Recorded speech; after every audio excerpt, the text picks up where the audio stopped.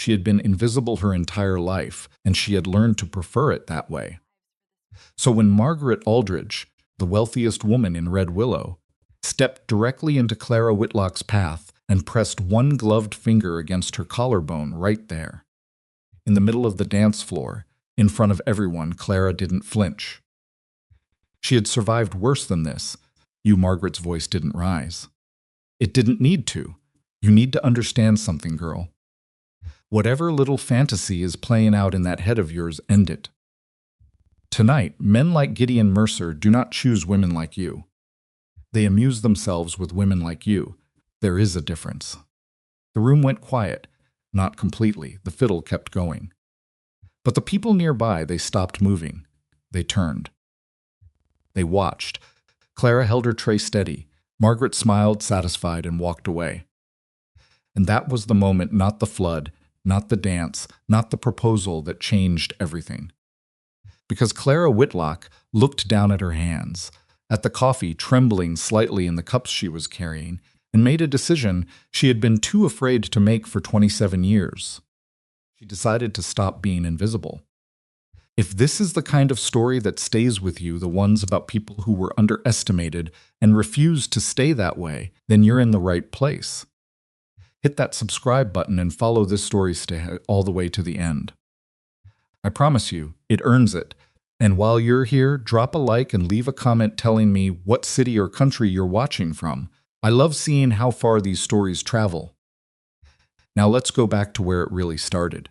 The dance had been Margaret Aldridge's idea, as most things in Red Willow were. She hadn't organized it herself, of course. Women like Margaret didn't organize. They suggested, and then other people organized. And then Margaret arrived, as though the whole evening had been assembled specifically for her comfort and pleasure, which, in a town this size, it essentially had. Red Willow, Wyoming Territory, 1,883. Population, not quite enough to fill a decent church on a regular Sunday, but enough to have an opinion about everything and everybody, and enough to make that opinion felt.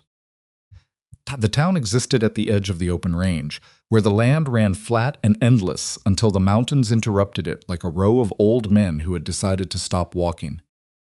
Cattle country, hard weather country, a place where families were still deciding what they were, and where the social hierarchy was still soft enough at the edges that people spent enormous energy trying to make it rigid. That rigidity was Margaret Aldridge's primary hobby. She was 53 years old, had been widowed for 6 years, and controlled more social capital in Red Willow than any elected official, which was saying something, because she had strong opinions about those too.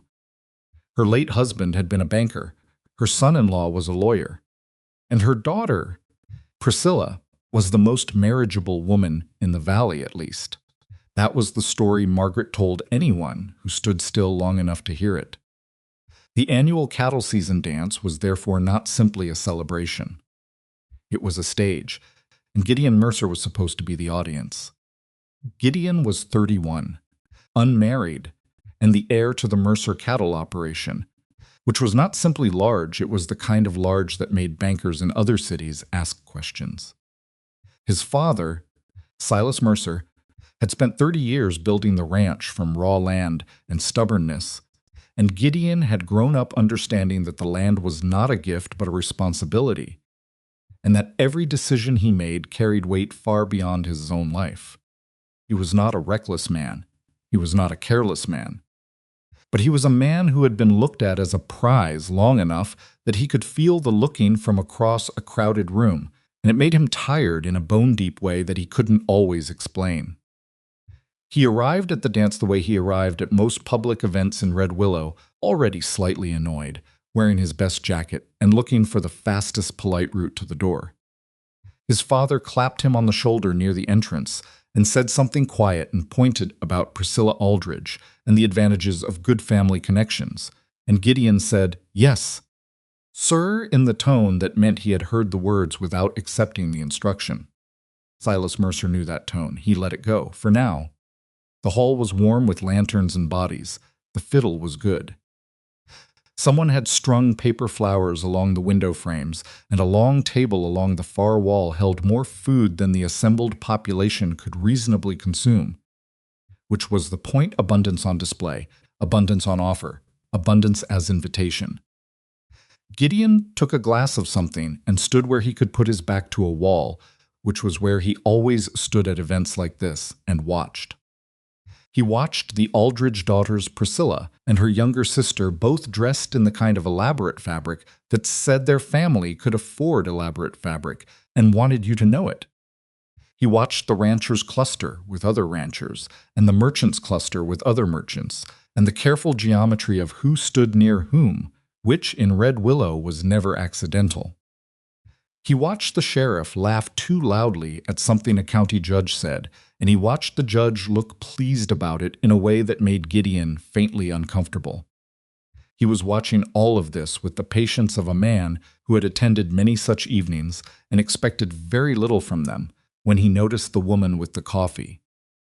She was moving along the edge of the crowd, the far edge, the unlit edge, the edge where the lantern glow didn't quite reach, carrying a tray with the kind of focused efficiency of someone who had learned to take up as little space as possible. Not small, exactly. Medium height, dark hair pinned up simply, wearing the plain dress of a working woman at a public event where her job was to serve the public. She navigated around a cluster of men without slowing, adjusted when a woman with a wide skirt shifted unexpectedly, and never looked up from her path. She was, in every visible way, not looking at him. That was the thing. That was the specific startling thing. Every other woman in that room had looked at him, some directly with intention, some sideways with the performance of not looking that was itself a form of looking. But this woman, moving along the edge of the crowd with her tray of coffee, had not shifted her eyes toward him even once. And Gideon found himself watching her simply to see if she would. She didn't. He pushed off from the wall. He crossed the room in a diagonal that took him past the punch table and around a group of ranchers' wives, and he arrived at the edge of the crowd just as she reached the end of her route and turned to go back toward the kitchen. "Excuse me," he said. She stopped, looked up. Her eyes were brown direct and carried the particular expression of someone who had been interrupted by something unexpected and was rapidly calculating what it meant. "I'm sorry," she said immediately. "Did you need something? I can bring more coffee." "I don't need coffee," Gideon said. "I was wondering if I could have the next dance." The look she gave him was not the look he was used to receiving when he asked women to dance. The look he was used to was some version of yes, whether that yes was enthusiastic or practiced or calculated. This look was different. This look was someone sorting through a complicated set of responses and selecting the one that would cause the least damage. "I'm working," she said. "You could take a break." "I don't think that would be a good idea, sir." The word landed differently than it usually did, not deferential exactly. More like a door closing. "I'm Gideon Mercer," he said, not because he thought it would help, but because he wasn't sure what else to say. "I know who you are," Clara said, "and that's exactly why I don't think it would be a good idea." She shifted the tray slightly, adjusted her grip, and walked back toward the kitchen. Gideon stood where he was for a moment. The fiddle was playing something lively. Around him, the party continued without interruption. Nobody had noticed this exchange because it had been brief and quiet and had taken place in the dim edge of the room. He walked back to his wall. He finished his drink. He left earlier than his father expected. He did not, for reasons he couldn't fully articulate, stop thinking about her. Her name was Clara Whitlock, and she had arrived in Red Willow 11 weeks ago with $32, a battered trunk, and the particular combination of exhaustion and determination that comes from crossing an ocean on insufficient money while trying to look like you know exactly what you're doing. She was from a village outside Bristol, England, the kind of village where everyone knew the order of things before they were old enough to understand what order meant. Her father had worked for the Hartley family, groundskeeper, then head groundskeeper, 31 years of service and a small cottage that went with the position, and therefore was never entirely theirs. Her mother had cleaned the Hartley house twice a week. Her older sister had gone into service at 16. Clara had watched all of this and understood, with the particular clarity of a child paying attention, that there were families who owned things and families who maintained things, and that these categories did not mix. She had been good at her work, quick, capable, reliable, the kind of servant who learned the preferences of a household without being told twice. She'd worked in 3 houses over 10 years and collected exactly the kind of experience that made her valuable, and nothing more. She knew how to iron linen, manage a kitchen, supervise younger staff. She knew how to be present without being seen. She did not know how to stop being afraid. What had brought her to America, to Wyoming Territory, to Red Willow specifically, was a combination of things she didn't talk about and one thing she did. Her cousin had come out 3 years earlier and written letters about the space of it, the openness, the way the land stretched in every direction without anyone owning the horizon. Clara had read those letters at night, in the narrow room she occupied in someone else's house, and felt something shift in her chest that she couldn't name. She named it eventually. Possibility. She'd saved for 2 years. She'd sold what she could sell. She'd booked passage on a ship that wasn't the most comfortable way to cross the Atlantic, but was the way she could afford. She'd arrived in New York with enough money to get further west, found a position in Chicago that lasted 6 months, and then, through a chain of recommendations she still thought of as unlikely, landed in Red Willow, Wyoming, as kitchen help at the boarding house owned by Edna Pratt.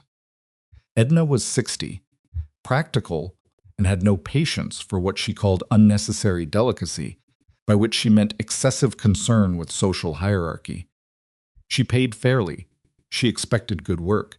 She left Clara alone in ways Clara hadn't been left alone since she was a child. Clara liked her. The boarding house was not elegant, but it was clean and consistently occupied. Red Willow was small enough that everyone knew what Clara was the English girl Edna had hired, working in the kitchen, and most people were polite about it in the surface way of people who hadn't decided yet whether to look down or not. A few had already decided. Mrs. Aldridge was one of them, though she expressed her feelings not through rudeness, but through the particular kind of ignoring that communicates contempt more cleanly than any insult. Clara had understood all of this and arranged herself accordingly. She kept her head down. She did good work. She did not entertain fantasies about cowboys asking her to dance. Until one had. She stood at the kitchen sink after returning from her route and replayed the conversation with the kind of precise, analytical attention she usually gave to planning a menu. What had she missed? What had he actually wanted? Men like Gideon Mercer didn't cross rooms to ask kitchen workers to dance without a reason, and the reason was rarely the one they stated. She knew this. She knew this from 27 years of living in households where the rules were clear, even when they weren't spoken. But he had known she would say no. She had watched his face. He hadn't expected yes. He'd looked, she searched for the word curious. Like someone who had encountered something that didn't fit the pattern and wanted to understand it. She set the tray down harder than she meant to. "You all right?" Edna said from the doorway, without looking up from the order sheet she was reviewing. "Fine," Clara said. "You don't look fine. I'm fine." Edna looked up, studied her for a moment. "Gideon Mercer was watching you tonight." Clara said nothing. "I've seen that boy at 6 of these dances," Edna said. "He never watches anyone. He stands against the wall and looks like he's waiting to be excused from supper." She paused. "He watched you. It doesn't matter," Clara said. "Probably doesn't," Edna agreed and went back to her order sheet. But she said it in the tone of someone who wasn't sure. Clara finished the washing up. She climbed the stairs to her room, small, simple hers, and sat on the edge of the bed and looked at her hands in the dark for a long moment. $32 and an ocean. That was what she had crossed to get here. And here was still someone else's kitchen, still someone else's house, still the edge of a room instead of the center of it. She thought about the look on his face when she'd said no. Not wounded, not offended, Something else. Something that looked uncomfortably like recognition. She put the thought away. She was good at that. 3 days passed.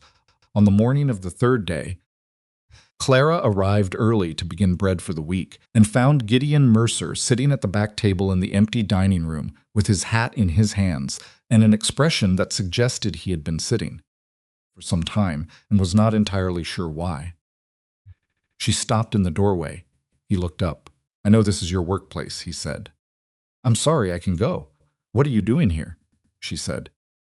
"Edna said I could come in for coffee before the dining room opened." He paused. "I might have asked her to ask you to make coffee today specifically." Clara looked at him. "You asked the owner of this boarding house to arrange a reason for you to be here? It sounds worse when you say it that way. Is there a way it sounds better?" He considered this. "Probably not," he admitted. She went to the kitchen and made coffee. She brought it out because that was her job and because refusing to bring coffee would have required an explanation she didn't have language for yet. She set it in front of him and started to turn. "I was trying to apologize," he said. "At the dance, for I wasn't sure what I was apologizing for exactly. But you looked at me like I'd done something wrong, and I spent 3 days trying to figure out what it was." "You didn't do anything wrong," Clara said. "Then why did you look at me like that?" She sat down across from him. She wasn't sure why. Later she would think it was because the dining room was empty and there was no audience to watch her make a mistake. And sometimes that was the only circumstance in which she let herself be honest. "Because men in your position don't ask women in my position to dance," she said. "Not seriously, and I didn't want to be part of something that wasn't serious." Gideon was quiet for a moment. "What if it was serious? Then you'd be the first." "The first what?" "The first man who meant it." He looked at his coffee. He turned the cup once in his hands. "I don't know how to convince you of something you've already decided about," he said. "I don't know if I even should try, but I'd like to talk to you." "If that's all right, just talk." Clara looked at him for a long moment. He was not performing anything, as far as she could tell. He wasn't leaning forward in that particular way that men leaned forward when they were trying to appear earnest. He was sitting with his hat in his lap, slightly awkward, and he was looking at her like she was a problem he genuinely wanted to understand, and not one he expected to solve quickly. "You can come for coffee," she said finally, "before the dining room opens." "I'll be working, I know," he said. "That's fine." She went back to her bread. He sat with his coffee and didn't talk much, and what he said when he did was unremarkable, something about the creek running low, something about the state of the east pasture fence. And she answered because the words were coming out of someone who wasn't trying to impress her, and she found, to her own frustration, that she could not entirely resist that. He came back the next morning, and the morning after. On the 5th morning, he told her that he had mentioned her to his father. Clara set down the rolling pin. Slowly, "What did you tell him?" "That she was the only woman at the dance I could imagine having an actual conversation with," Gideon said, "and that I intended to leave her alone, because she clearly didn't want anything to do with me." The room was very quiet. "You told him you were going to leave me alone?" "I told him I was going to respect what I thought you wanted," Gideon said. "Which was to be left alone." Clara stood for a moment with her hands covered in flour and the morning light coming through the window at a low angle and something shifting in her chest that she had no reliable vocabulary for. "I didn't want to be left alone," she said. "I wanted to not be humiliated." Gideon looked at her. "Those aren't the same thing." "No," she said. "They're not." He didn't say anything else. He just sat there, and she stood there, and somewhere outside on the main street of Red Willow, Wyoming Territory, a wagon went past with a sound of iron wheels on packed dirt, and the ordinary morning continued around the two of them as if nothing had shifted. But something had. She knew it before she finished the bread. She knew it in the way you know things you'd rather not know, with the uncomfortable certainty of recognizing something true that is going to make your life significantly more complicated. What she didn't know yet, what neither of them could have known, Standing in that warm kitchen with the smell of bread and morning coffee and the sound of the town waking up around them was that Red Willow was about to test both of them in a way that no dance, no courtship, no disapproving look from a woman in expensive gloves could have prepared them for. The creek was dropping, and someone in this valley had decided that their thirst mattered more than everyone else's survival. The morning Gideon Mercer rode out to check the East Creek line, he already knew something was wrong. He'd known it for 2 weeks, the way a man who grew up on land knows things before he can prove them, not from numbers or measurements, or anything he could put on paper and show his father, but from the feel of it. The way the grass along the bank had gone from green to yellow-green to something closer to straw. The way the cattle were walking farther each morning to find the water they needed. Small things. The kind of small things that added up to one large thing nobody in Red Willow wanted to say out loud yet. He dismounted at the creek crossing where the Mercer land met the county road and crouched down at the bank. The water that should have been running 6 inches deep over the flat stones was barely moving at all. He put his hand in it, cold still, which meant it was coming from somewhere upstream, just less of it. Considerably less. He stood up and looked north. The creek came down from the high country above the valley, fed by snowmelt and 2 smaller tributaries that joined it about 4 miles above town. In a dry year, the flow dropped. That was normal. This wasn't a dry year. The mountains still had snow on them. The tributaries should have been running. There was no reason for the main creek to be at this level unless something upstream was interrupting it. He remounted and rode back toward town with that thought sitting heavy in his chest. Silas Mercer was at the kitchen table when Gideon came in, going over the ranch accounts with the particular expression he wore when the numbers were not cooperating. He was 64 years old and still had the frame of a man 20 years younger, though his hands had the look of hands that had done hard work for 4 decades, thick-knuckled, scarred at the base of the right thumb from a fence wire incident in 1871 that he still occasionally brought up. "Creek's down," Gideon said, sitting across from him. Silas didn't look up immediately. How far down? Far enough that it shouldn't be, given the snowpack.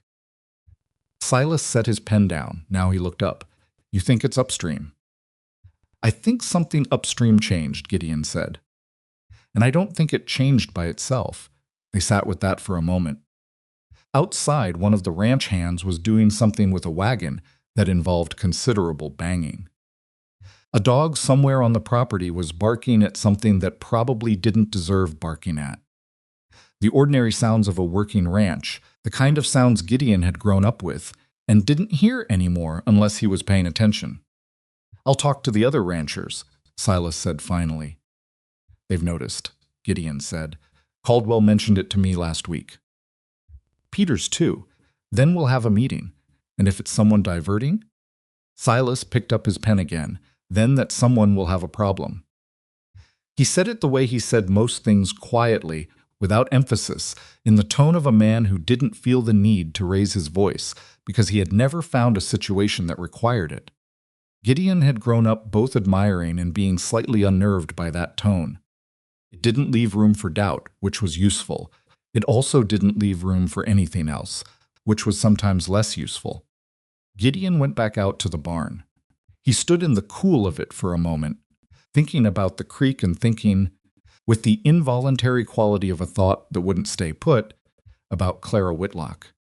He had been going to the boarding house for coffee for 9 days. He had told himself each of the first 3 mornings that he would stop, that it was an imposition, that she had been politely tolerant of his presence rather than actively welcoming it, that a man in his position making a habit of sitting in a servant's kitchen was the kind of thing that would eventually cause problems for her, whether or not it caused problems for him. He had told himself all of this and then gone back anyway because the conversations were unlike any conversations he had in any other part of his life. Clara Whitlock did not ask him about cattle prices or land acquisition or whether he had considered expanding the south pasture. She did not ask him about marriage in the careful, circuitous way that most women his mother's age had spent the last several years asking him about it. She asked him, once, whether he actually liked ranching or just did it because it was there, and the question had stopped him cold because nobody had ever asked it before. And he had spent an embarrassing 30 seconds actually thinking about it before he answered. He liked parts of it. He liked the physical work and the problem solving and the scale of the land. He didn't like the parts where he had to be the heir, the performance of authority, the expectation that he would become his father. The way people in town spoke to him with the particular deference they reserved for the Mercer name rather than for Gideon himself. He told her that. He wasn't sure why. It was the kind of thing he didn't usually say to anyone. Clara had listened and then said, "So you like the work, but not what the work makes you." And that was such an accurate compression of something he'd never managed to articulate that he had laughed out loud in surprise. And she had looked startled, and then looked for a brief and quickly controlled moment, pleased. He thought about that look now in the cool of the barn. He was in considerable trouble, and he was aware of it. The gossip started on a Tuesday. It started the way gossip always starts in small towns, not with a dramatic announcement, but with a small observation passed between two people who told three others, who each told two more. And by the time it completed its circuit around Red Willow, it had picked up details and implications that hadn't existed in the original conversation. The original conversation, as far as Clara could reconstruct it, had been two women at the general store, noticing that Gideon Mercer's horse was tied outside the boarding house on 3 consecutive mornings, and wondering aloud what business a man like Gideon Mercer had at a boarding house before 8 o'clock in the morning. The wondering aloud had been answered with a suggestion. By Thursday, Clara was aware that people were talking. She knew because Edna told her Edna was not the kind of woman who withheld information she thought you should have, and also because she could feel it in the small adjustments of interactions around town. The way Mrs. Calvert at the dry goods store was slightly warmer than usual, with the particular warmth of someone performing neutrality to cover curiosity. The way 2 of the boarding house guests spoke more carefully in her presence, which she recognized as the behavior of people who had recently been discussing her and felt mildly guilty about it. She didn't like it. She told Gideon on the 9th morning, standing in the kitchen with her hands wrapped around her own coffee cup, because she had given herself that one concession she would sit down and have a cup when the morning prep was done and before the dining room opened. And if he happened to be there, she would have it in the dining room instead. "People are talking," she said. "I know," Gideon said. "It's going to cause problems for me. I know that too." He paused. "I'm sorry. I should have thought about that." "You should have," she agreed. She wasn't angry exactly. Or she was, but not at him specifically, more at the situation. At the mechanism of it. The way a woman in her position couldn't accept the company of a man in his without it immediately becoming a subject for public interpretation. "What do you want to do about it?" He looked at her directly. "What I'd like to do is not care what people are saying. What I'm aware I actually have to do is figure out how to handle it in a way that doesn't make your life harder." "Those aren't compatible." "No," he said, "they're not." Clara set down her cup. "I've spent my whole life managing what people think of me. Being careful, being appropriate." She stopped, started again. "I crossed an ocean to stop doing that. And then I got here and found out the ocean doesn't matter. You still have to be careful. You still have to be appropriate. The rules are different, but there are still rules." "Red Willow is still young," Gideon said. It was the same thing he'd said once before, and she dismissed it then. "The rules aren't set yet. They feel set from where I'm standing." "They feel set because the people who want them set are the loudest," he said.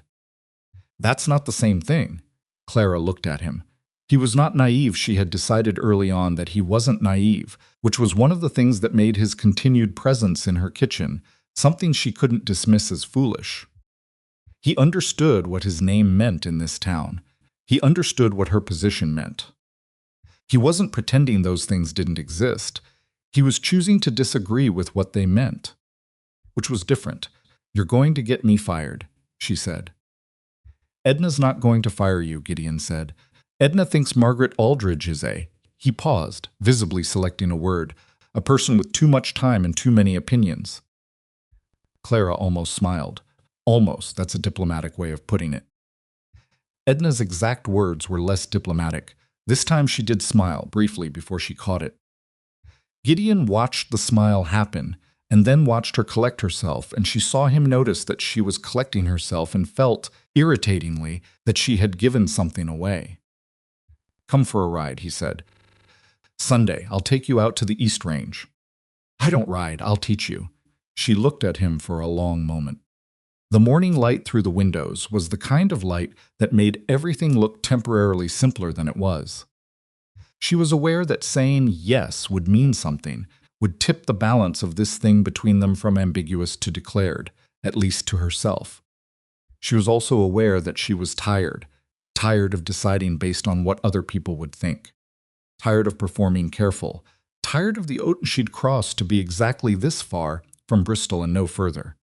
"Sunday," she said. "I have the afternoon." He nodded once. He didn't look triumphant. She would have been suspicious of triumph. He just looked like a man who had been told something true and was taking it seriously. That was, she realized, one of the things about Gideon Mercer that she had not expected and could not entirely account for. He took things seriously. Not with gravity or pomposity, or the self-important seriousness of men who wanted you to notice how seriously they were taking things. Just actually genuinely, quietly serious about the things that mattered to him. She went back to the kitchen. He finished his coffee and left. And the morning continued without anyone in Red Willow being any wiser about what had just been agreed to, though that was probably temporary. Margaret Aldridge had not built her position in Red Willow through inattention. She knew about the mornings at the boarding house. She knew because her housekeeper's cousin was a guest at the boarding house and had mentioned it, and because the kind of information network Margaret maintained was the natural result of 30 years of strategic social investment. She knew, and she sat with what she knew for several days, turning it over, deciding what it meant and what, if anything, needed to be done about it. Her first impulse had been to speak to Silas Mercer directly. Silas was a practical man. Silas understood family standing and the mathematics of a good marriage alliance. Surely Silas could be made to see that whatever passing interest his son had developed in a boarding house kitchen worker was exactly that passing and needed to be redirected before it created problems for everyone. She had revised this plan after thinking about Silas Mercer for 10 minutes. Silas had spent 30 years building something on his own terms. He did not respond well to being told what needed to happen. She'd made that mistake with him over a county road dispute in 1879, and he had not forgotten it. Gideon himself was harder to reach. She had watched him at public events for years and had never found the angle that worked with him. He was polite, he was present, he was essentially impervious to the indirect social pressure that worked on most people, which was deeply inconvenient. Which left the other option. She had Priscilla invite Clara Whitlock to tea. It was, as a strategy, quite elegant. An invitation from Priscilla Aldridge was a social recognition of the highest order, the kind of thing that a woman in Clara's position could not easily refuse without appearing ungrateful and rude. And once Clara was in the Aldridge parlor, Margaret could have the conversation that needed to be had. The invitation arrived at the boarding house on a Friday, handwritten on the Aldridge stationery, requesting the pleasure of Miss Whitlock's company on Saturday afternoon. Edna brought it to Clara with an expression that could only be described as wary. "You don't have to go," Edna said. "I know," Clara said. "But you're going to." Clara looked at the note.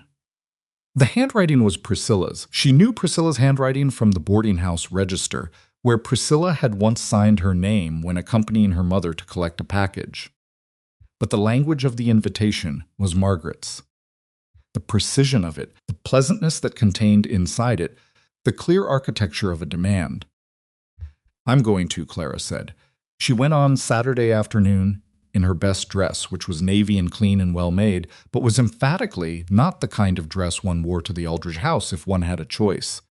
She didn't have a better one. She knocked on the front door rather than the back, which she was aware was itself a small declaration. The housekeeper showed her into the parlor. Priscilla was there, and she was perfectly pleasant in the slightly distant way of someone following instructions about how to behave. She was 24, pretty, and had been raised in the specific hothouse of Margaret's positions in a way that had made her pleasant and well-mannered, and essentially incapable of disagreeing with her mother in any room where her mother was present. Margaret arrived 7 minutes after Clara had been seated and served tea. 7 minutes was exactly long enough to communicate that this was her house and her schedule, and Clara's presence in it was at her discretion. "Miss Whitlock," Margaret said, sitting. "How kind of you to come." "Thank you for the invitation," Clara said. They drank tea. They made the kind of conversation that is made when neither party is saying what they actually mean: the weather, the dance, the state of the town's main road, which was in need of attention. Clara drank her tea and kept her back straight, and did not let her face do anything she hadn't decided it should do. After 20 minutes, Priscilla was sent on an errand that required her to leave the room. Margaret set down her cup. "I'll be direct," she said. "Because I think you're a direct woman, and I respect that." "All right," Clara said. "Gideon Mercer is going to marry Priscilla," Margaret said. "He hasn't asked her yet, because he's being foolish, the way young men are sometimes foolish, but it will happen. The families have a natural alignment, the properties, the connections, the standing in the community. These things matter in a way that," she paused, choosing her words with the precision of a surgeon selecting a tool, in a way that changes with time but does not disappear. Clara kept her face very still. "I'm not certain what you think is happening between yourself and Mr. Mercer," Margaret continued. "Perhaps nothing. Perhaps he's been attentive, and you've mistaken attention for intention. Men in his position often are attentive. It's not always meaningful." She picked up her cup again, unhurried. "But if there is some confusion on your part, I thought it would be kinder to address it directly. Between women, before it became complicated." The room was quiet. Somewhere in the house a clock ticked. Clara thought about what she wanted to say. She thought about it carefully, the way she thought about things when she knew that her next words would be remembered and repeated and interpreted. She thought about the ocean she had crossed, and the $32 and the room above Edna's kitchen, and the Sunday afternoon she had agreed to, and the look on Gideon's face when he had sat in her dining room and listened to her as though what she said was worth listening to. "I appreciate your directness," Clara said. "I'll match it. I don't know what is or isn't happening between Mr. Mercer and myself. What I do know is that it's between Mr. Mercer and myself, and not between yourself and myself." She set down her own cup with the same unhurried deliberateness that Margaret had used. "I'm not confused, and I'm not mistaking anything." Something moved in Margaret's expression. Not anger, quite. Something more like recalibration. "You're very confident," Margaret said, "for someone in your position." "I've been in difficult positions before," Clara said. "I've learned that confident is usually safer than not." She thanked Priscilla on her way out, said the tea was lovely, and walked back to the boarding house in the afternoon light, with her hands steady and her mind working very hard. Margaret Aldridge had just told her, with great politeness, to disappear. And Clara Whitlock had, with equally great politeness, declined. She was fairly certain this was going to cost her something. She just didn't know yet what. Sunday came with the particular quality of light that Wyoming Territory produced in late spring, clear and wide and slightly harsh, the kind of light that showed everything without flattery. Gideon arrived at the boarding house with 2 horses and the expression of a man who was trying not to look like he'd thought about this more than was casual. Clara came out in the same navy dress with a shawl added against the morning chill. And she looked at the horse he'd brought for her, a brown mare with a white patch on her face, and the calm eyes of an animal that had carried nervous riders before, and said, "She looks patient." "She's the most patient horse I own," Gideon said. She'll stop before she throws you. That's reassuring, Clara said, in a tone that suggested it was somewhat less reassuring than it should have been. Teaching Clara to ride turned out to be the most genuinely enjoyable hour Gideon had spent in recent memory, and not because she was naturally good at it. She wasn't. She was careful, analytical, tense in exactly the ways that made riding harder than it needed to be, and she held the reins with the grip of someone preparing for the worst.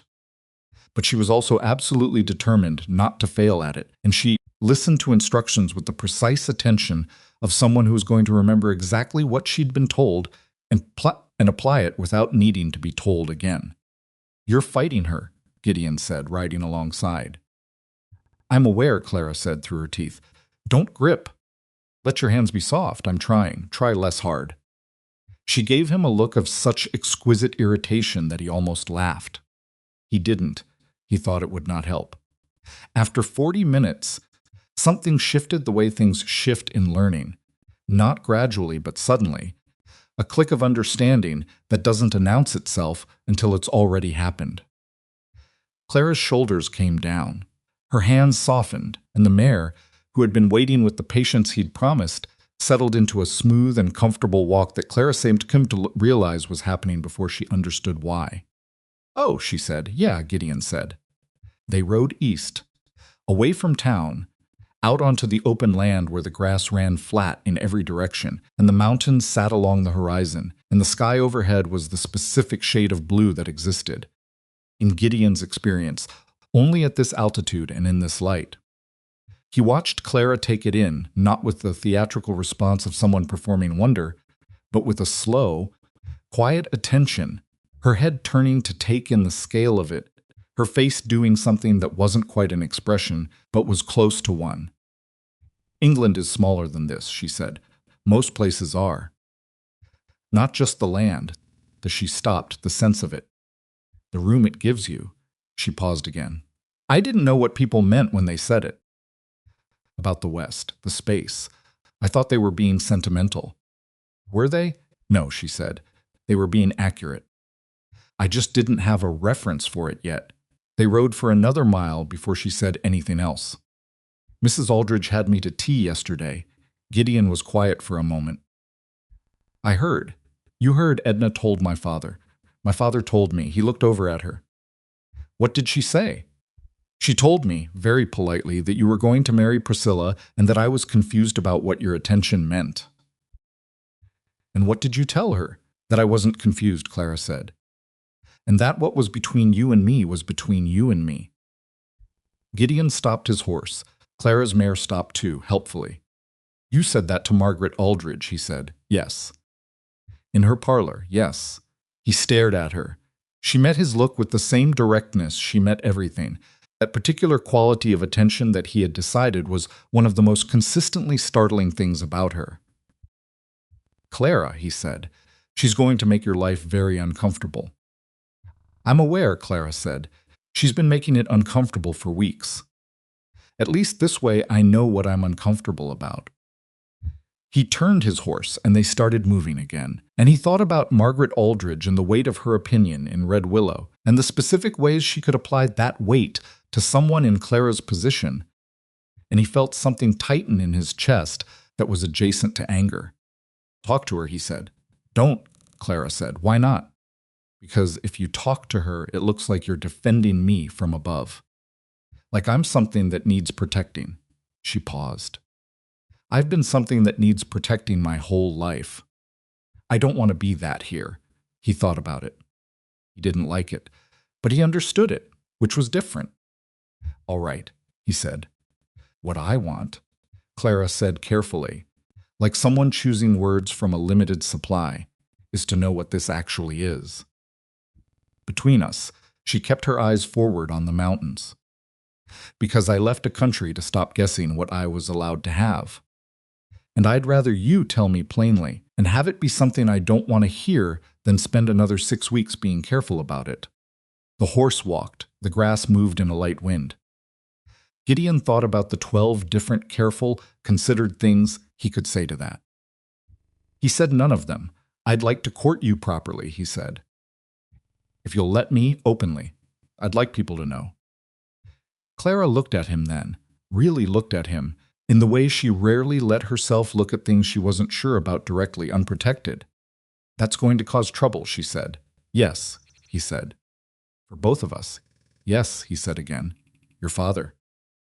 "My father raised me to make decisions based on what I believed was right and be prepared to stand behind them," Gideon said. "He might not love this decision, but he didn't raise me to be afraid of his opinion." Clara was quiet for what felt like a full minute. "All right," she said finally. Properly, openly, neither of them said anything more about it. They rode back toward town in the late afternoon light, and the land lay open around them. And if anyone had seen them returning side by side, they would have drawn their own conclusions, which was, Clara supposed, exactly the point. The water situation got worse the following week. At the ranchers' meeting held in the back room of the general store, 7 men sat around a table with maps and talked about what should have been an obvious natural phenomenon and was increasingly looking like something else. The creek was now running at less than a third of its expected volume. Peters had ridden the line for 3 miles north and found the channels clear. Whoever was doing this was doing it further up, above the county boundary, in the stretch of land that bordered the Coulter operation. Bram Coulter's name came up carefully. The way names come up when the person attached to them has enough power that caution is warranted even in private rooms. He was a large-scale cattleman who operated 30 miles north, across the county line. He was not well-liked, but he was influential in the way that men with money and lawyers were influential in territories that were still deciding their legal structure. He'd had disputes with Red Willow Valley ranchers before boundary questions, grazing rights, the kind of slow-burning land arguments that could simmer for years without resolution. Silas Mercer listened to all of this and said, "At the end, someone needs to ride up and look." "Coulter won't let anyone on his land," Peters said. "He won't let a cattleman on his land," Silas said. "He might let a county surveyor. We don't have a county surveyor. We can hire one." The meeting ended without resolution, but with the consensus that something needed to be done, and that the something needed to be official enough to hold up if this went to a territorial court. Gideon volunteered to draft the request to the county seat and rode home with the weight of it added to everything else he was already carrying. He stopped at the boarding house on his way back, not early enough to be a morning coffee visit, just stopping. Clara was on the back porch with a basket of linens, working in the fading afternoon light, and she looked up when she heard his horse. He told her about the meeting. She listened with the quality of attention she brought to everything, asking 2 questions, one about the location of the tributaries and one about the approximate timeline of when the drop had started, that were more precise than anything asked in the actual meeting. Answered them and then looked at her. "You know about water," he said. "I know about how things move through confined spaces," Clara said. "Cooking, draining, fluting.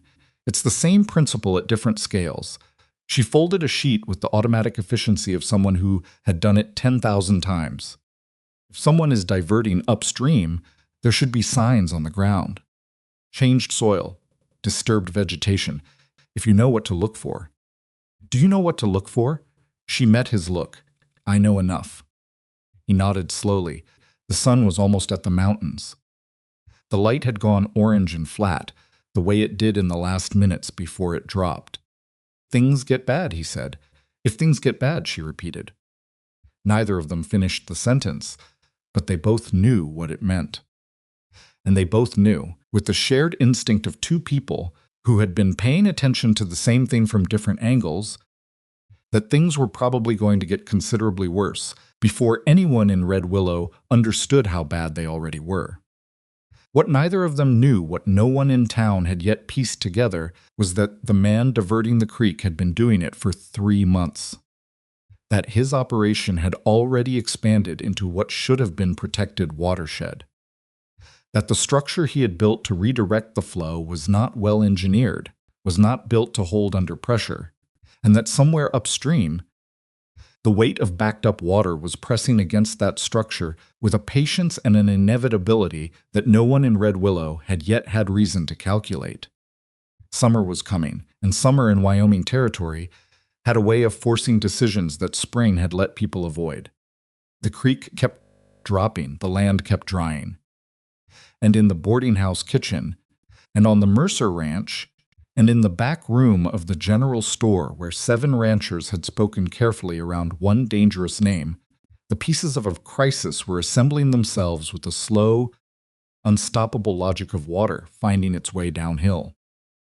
Clara folded the last sheet. Gideon untied his horse.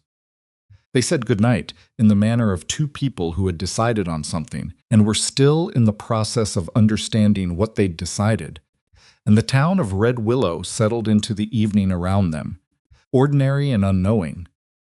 And the mountains in the distance held the last light like they always did, indifferent and permanent and entirely unimpressed by the small human arrangements happening in the valley below.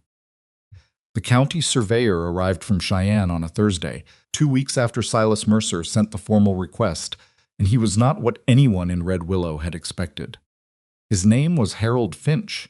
He was 47 years old, and he had the particular competence of a man who had spent 20 years measuring land disputes in territories where the measurements eventually ended in court or in violence, and had learned to do his job quickly and document everything twice.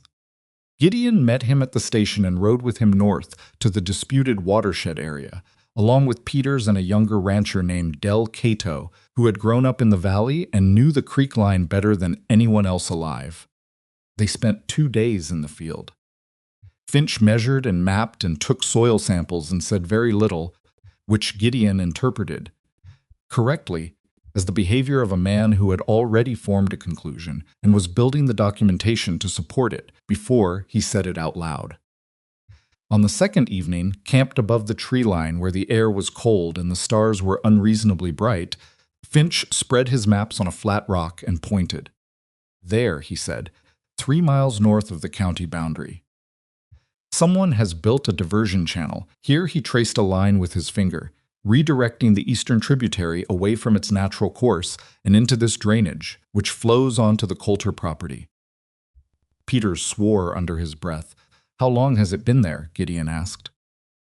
Soil disturbance suggests 4, maybe 5 months, Finch said. The structure is timber-framed, not professionally built. He looked at his map for a moment. Not built to last either. The primary channel is backing up behind it. Given normal spring pressure, the structure should have been adequate. But if you get significant rainfall or faster snowmelt, it fails, Del said. It fails, Finch confirmed. And when it fails, everything that has been held back comes down at once. Nobody said anything for a moment. The fire popped. Somewhere further up the mountain, something moved in the brush. A deer. Probably, though nobody looked. How much water are we talking about? Gideon asked. Finch folded his map with the unhurried precision of someone delivering news he had delivered before. Enough that you don't want it arriving without warning. They rode back to Red Willow the following morning, and Gideon went directly to find his father. Silas Mercer's response to the surveyor's report was to sit very still for approximately 3 minutes, which was the longest Gideon had ever seen his father sit still, and then to say, "We file with the territorial court on Monday." Monday might be too late if the structure fails before Monday, Gideon said. Then we also tell the other ranchers today. And Coulter? Silas looked at him. What about Coulter? If we go to court, he'll know we know. He might destroy the evidence. Finch's maps are evidence, Silas said. He'll testify. That takes time, Gideon said, months. Meanwhile, the structure is up there holding back. Gideon. Silas's voice was level. I understand what you're saying. I also understand that a man who goes on to another man's land without legal authority in this territory is a trespasser, and that if we do something reckless, we hand Coulter the argument he needs to make us the problems instead of him. Gideon wanted to argue. He didn't, because his father was right, and being right while also being insufficient to the situation was one of the most frustrating things Gideon knew. They called the ranchers' meeting for that evening. Clara heard about it from Edna, who heard about it from the general store, which was serving as the informal news distribution center it had always been in Red Willow. She heard the outline of its surveyor. Diversion. Coulter and felt a cold, specific recognition settle over her. She had known, from the moment Gideon had described the creek levels 2 weeks ago, that this was more than a dry season. Water that should be there and wasn't was water going somewhere. And water going somewhere meant someone had decided to send it. What she hadn't calculated was the structure failing. She thought about that now, standing at the kitchen window with the evening light outside going orange, and she thought about channels and pressure, and the arithmetic of volume versus containment. The way she thought about stockpots and drainage pipes and the dozen small water management problems that came with running a kitchen. Different scale, same principles. If the structure was timber and poorly built and holding back 4 months of backed-up tributary water, and if the spring snowmelt was still working its way down from the mountains, then the pressure on that structure was not static. It was increasing. She went to find Edna. "Is Gideon at the meeting?" she asked. "Presumably," Edna said. "It's at the general store." "Why?" Clara was already untying her apron. "Clara," Edna said in the tone of someone who was not going to stop her but wanted it noted that she'd had a concern. "That meeting is for ranchers, I know," Clara said. "But I'm not going for the meeting." She walked to the general store through the early evening. Red Willow in the hour before dark had a particular quality the day's business winding down, lanterns coming on in windows, the smell of supper from half a dozen houses drifting across the main road.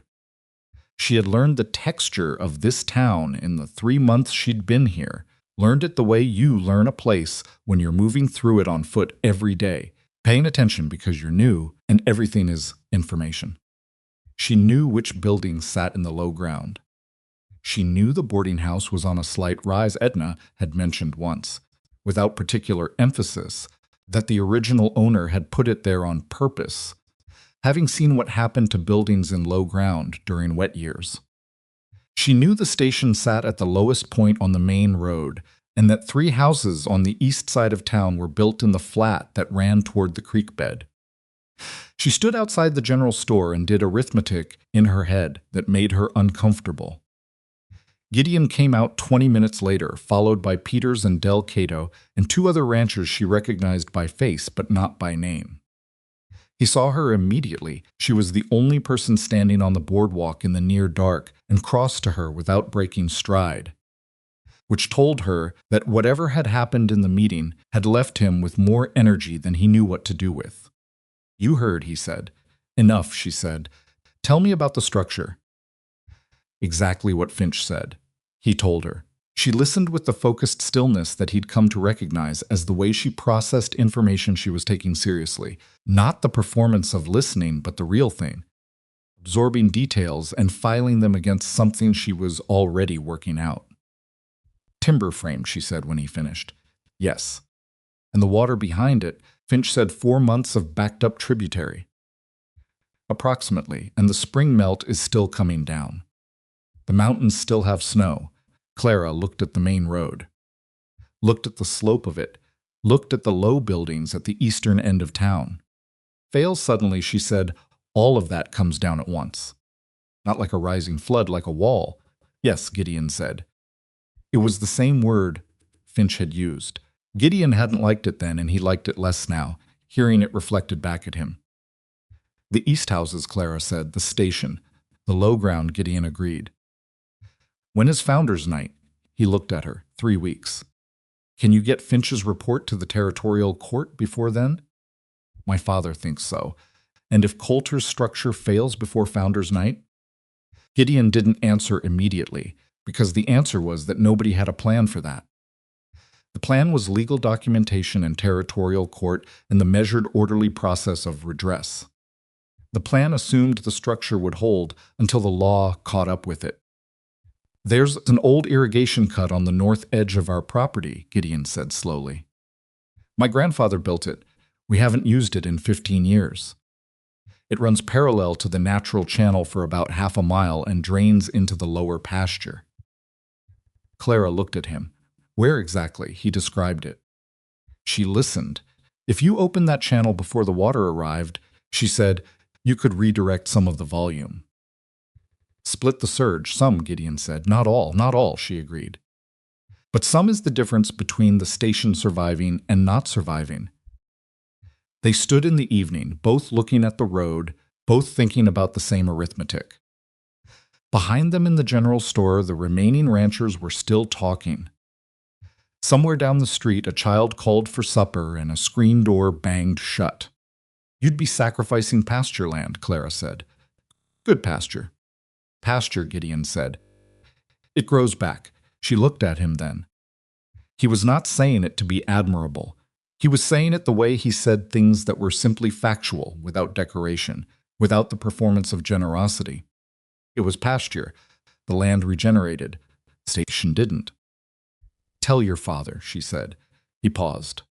You should come to the ranch to tell my father what you told me. About the channel and the volume and the arithmetic of it. He looked at her steadily. He'll want to hear it from you, Clara said. He'll want to hear it from you. He'll want to hear it from whoever thought of it, Gideon said. My father is not a man who cares about the package. He cares about whether the thing inside the package is true. Clara considered this. She had never met Silas Mercer. She had seen him at the dance, a broad-shouldered, white-haired man with the economy of movement of someone who didn't waste effort on things that didn't need it. He had looked at the dance the way Gideon looked at most public events, present but not invested. All right, she said, not tonight, but soon. Gideon nodded. He looked like he wanted to say something else and had decided against it. She appreciated that the decision against it. There were men who said everything they thought the moment they thought it, and men who sorted their thoughts before releasing them, and she had learned over 27 years that the second kind were generally safer to be around. Go home, she said. Talk to your father, he went. She walked back to the boarding house through the dark, and she didn't let herself think about the flood. She let herself think about the irrigation channel, the mathematics of redirect, the geography of the town, and where the water would go and what it would spare if the volume could be split in time. Practical things, solvable things. She had always been better with solvable things than with the other kind. Founders' Night preparations began the following week, which in Red Willow meant that Margaret Aldridge's organizational machinery moved into full operation and produced a schedule of events with the efficiency of someone who had been planning this particular event for 11 consecutive years and had developed strong opinions about every element of it. The ceremonial first dance was, as always, the centerpiece. It was tradition, not the deep kind, not the kind built over generations, but the kind that develops quickly in young towns that are trying to feel established. The most prominent family in the valley opened the evening. For the past 6 years, that had meant a Mercer.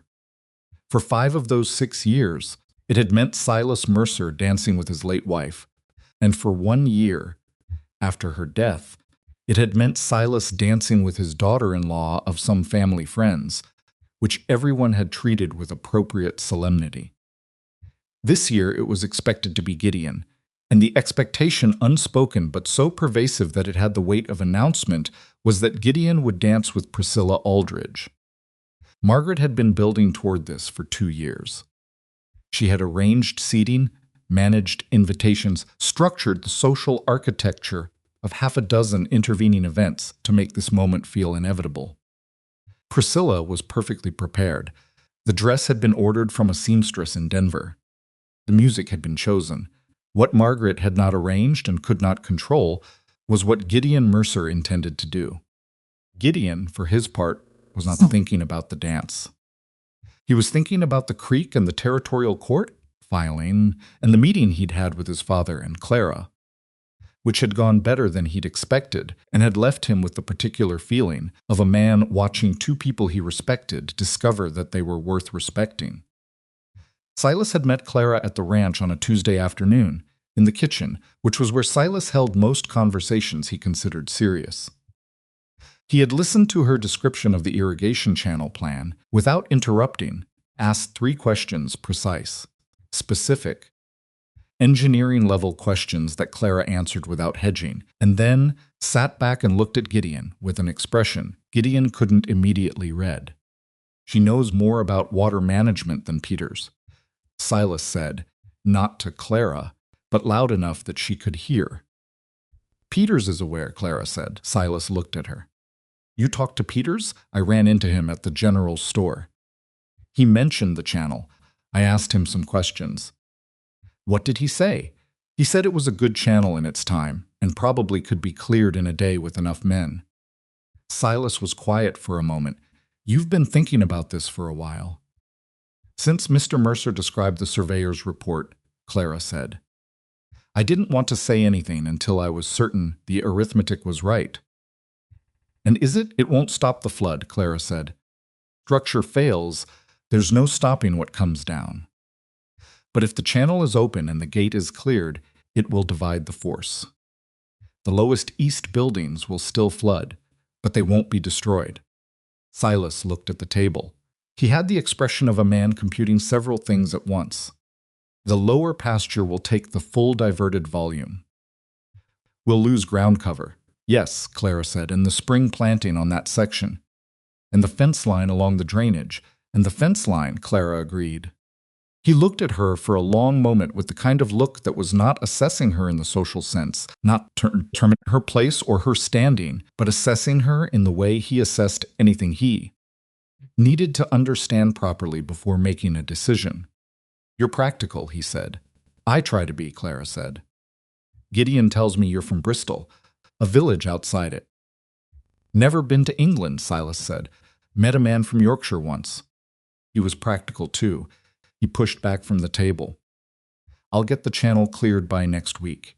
He left the kitchen without ceremony. Clara sat for a moment and then looked at Gideon, who was standing in the doorway with the expression of someone who had been holding his breath for longer than he'd realized. "That went well," Gideon said. "He's a difficult man to read," Clara said. "He liked you. How can you tell?" "He said you were practical," Gideon said. "He only says that about people he respects. He told me my mother was practical the week they got married." Clara looked at the table where Silas had been sitting. Something moved across her face that she didn't try to control this time, something warm and complicated and slightly afraid. "Don't," she said quietly. "Don't do that." "Do what?" "Make it mean more than it means." Gideon looked at her steadily. "All right," he said. "I won't." But his voice said what his words didn't. 2 days before Founders' Night, Margaret Aldridge made her move. It was not the move Clara had been expecting, and that, she realized later, was what made it effective. She'd been watching for public pressure, social maneuvering, the kind of reputational pressure that could be applied to a woman in her position through whisper and implication. What she hadn't watched for was direct economic action. Mrs. Calvert at the dry goods store mentioned it, carefully, almost apologetically, while Clara was collecting the boarding house order. "I heard Mrs. Aldridge has been speaking to some of the families about where they take their business, Mrs." Calvert said. "I don't know if it amounts to anything. I just thought you should know."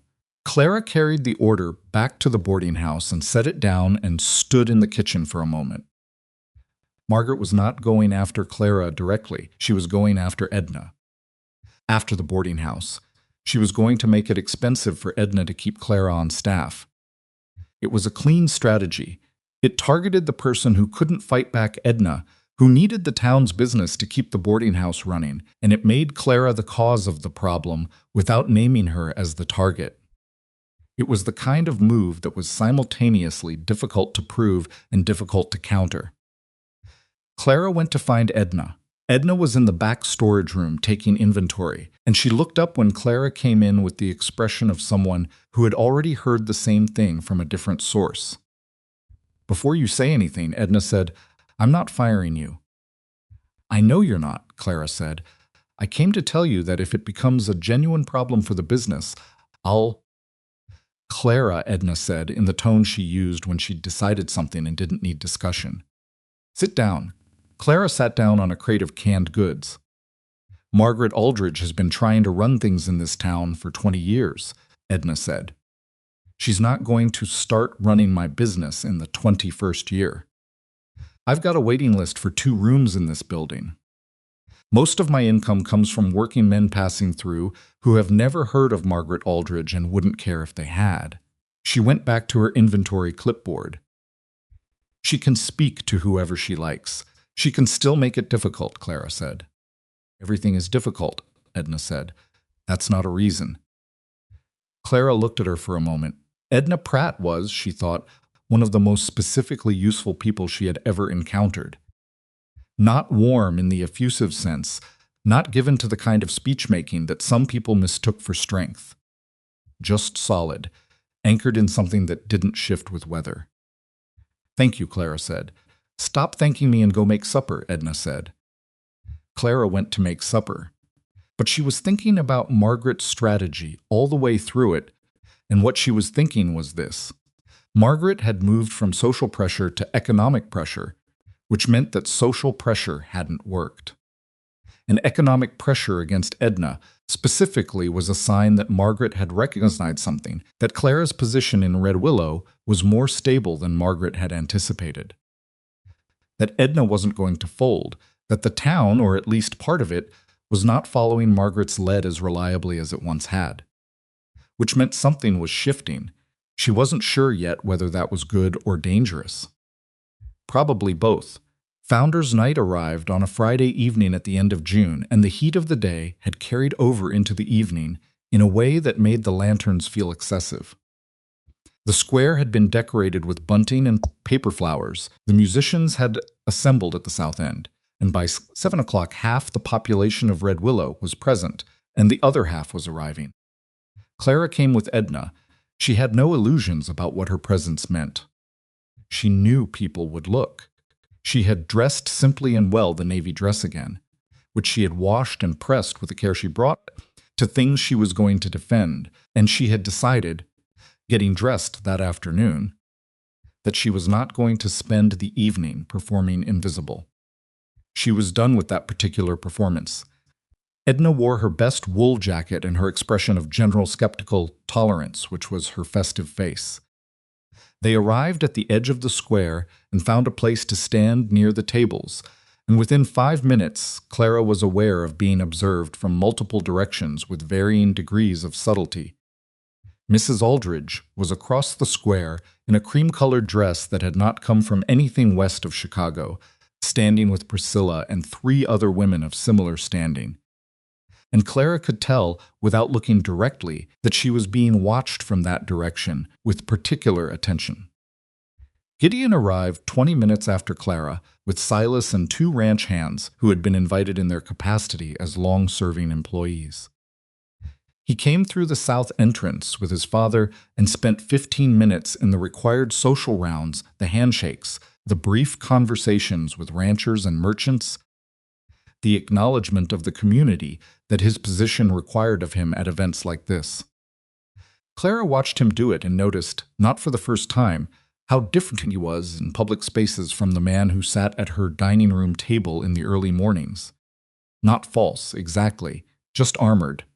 Wearing the Mercer name the way she sometimes watched men wear their good jackets, it fit, but you could tell it wasn't the thing they were most comfortable in. He found her with his eyes across the square about 30 minutes in. Just found her, the way you find someone you've been looking for without admitting to yourself that you were looking.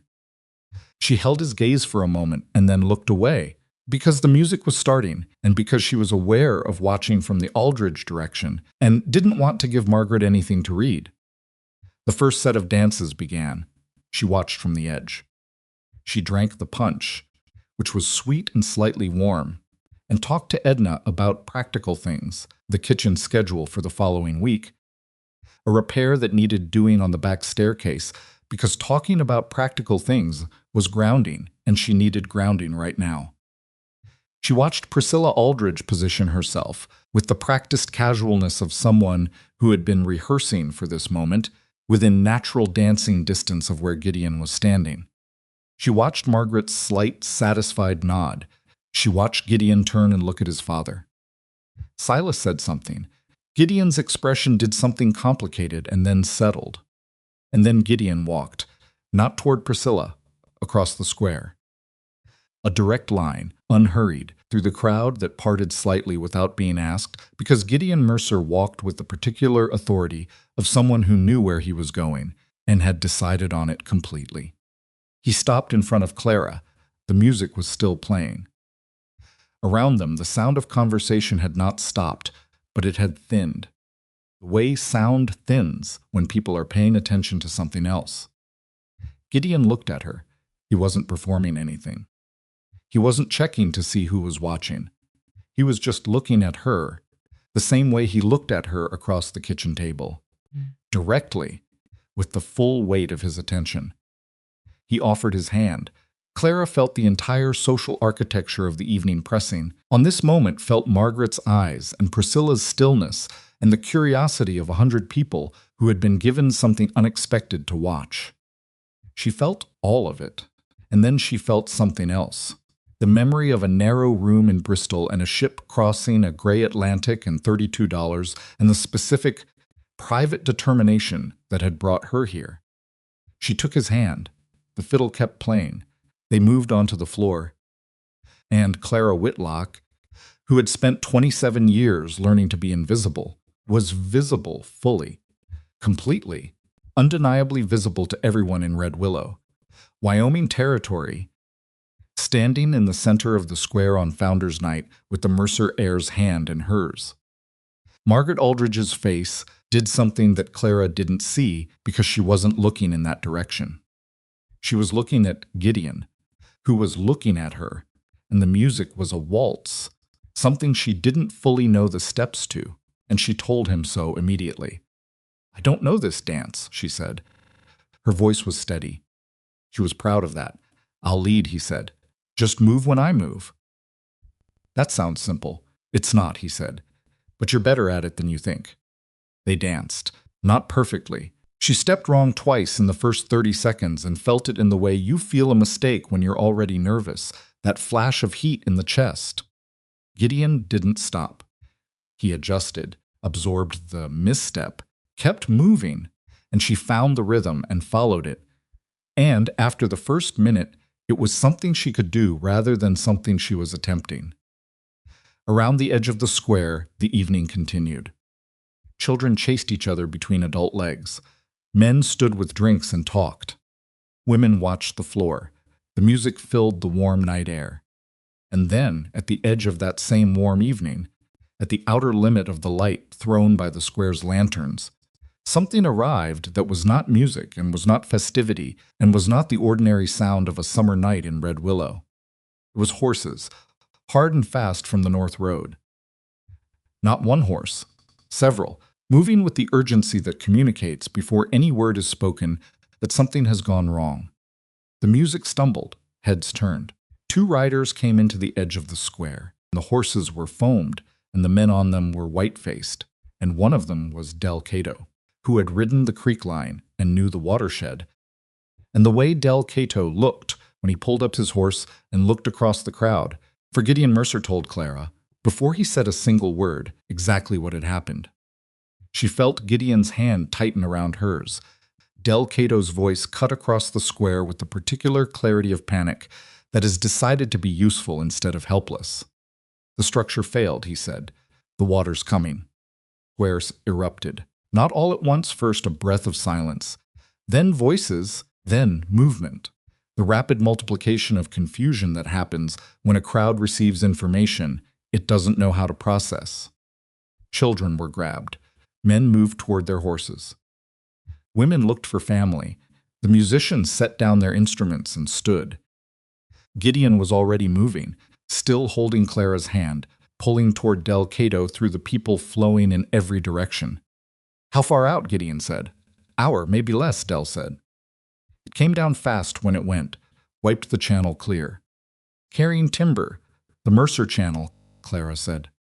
Both men looked at her. "The irrigation cut. Is it open?" "It was cleared 2 days ago," Gideon said. "The gate?" "It's a timber gate. It'll need to be broken open if it's seized." Then someone needs to go break it, Clara said. She was looking at the square, at the families, the low end of the street, the station. She was doing arithmetic, and someone needs to get people away from the east houses. Now. Not in a minute now, she's right, Silas said. He was there suddenly, at Gideon's shoulder, his face set in the particular expression of a man who has already moved past fear into decision. Gideon, you ride for the gate. I'll take wagons up high. The boarding house families, Clara said. The east side first. You take that, Gideon said. She looked at him. Around them, the square was dissolving into frightened movement. People calling names. Horses being brought around. The lanterns swaying slightly in the wind that comes before a change in weather. Clara, he said, not an instruction, not even a question. Just her name, in the tone of a man putting something fragile and necessary into someone else's hands because the situation requires it and because he trusts where he's putting it. Of his hand. Go, she said. He went. And Clara Whitlock, who had come to this country with $32 and a battered trunk and the carefully controlled hope of a woman who had stopped believing in more than she could carry, turned to face the crowd, the frightened, milling crowd of a town that had spent months watching her from the edges, and opened her mouth.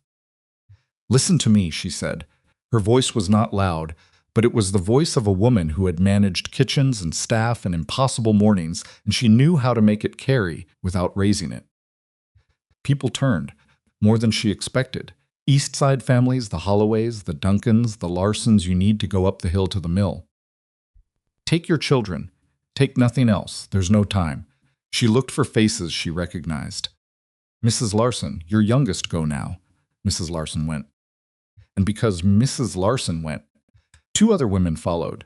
And because those 2 followed, the movement started. Someone needs to get the boarding house guests out and up the hill, Clara said, to no one specifically and everyone within hearing. The ground floor will flood. The upper rooms will hold. She found a ranch hand she recognized, one of the Mercer men. You, can you move people? Yes, ma'am, he said, with the automatic response of someone given a clear direction. Then move people, she pointed. East houses first. Station second. Move. He moved. Around her the square was still chaotic, but the chaos was beginning to have direction. Silas was organizing wagons at the north end of the square with the efficiency of a man who had spent 30 years making decisions in bad weather. The sheriff was there somewhere. She could hear his voice. Merchants were pulling shutters closed with the speed of men who had done it before.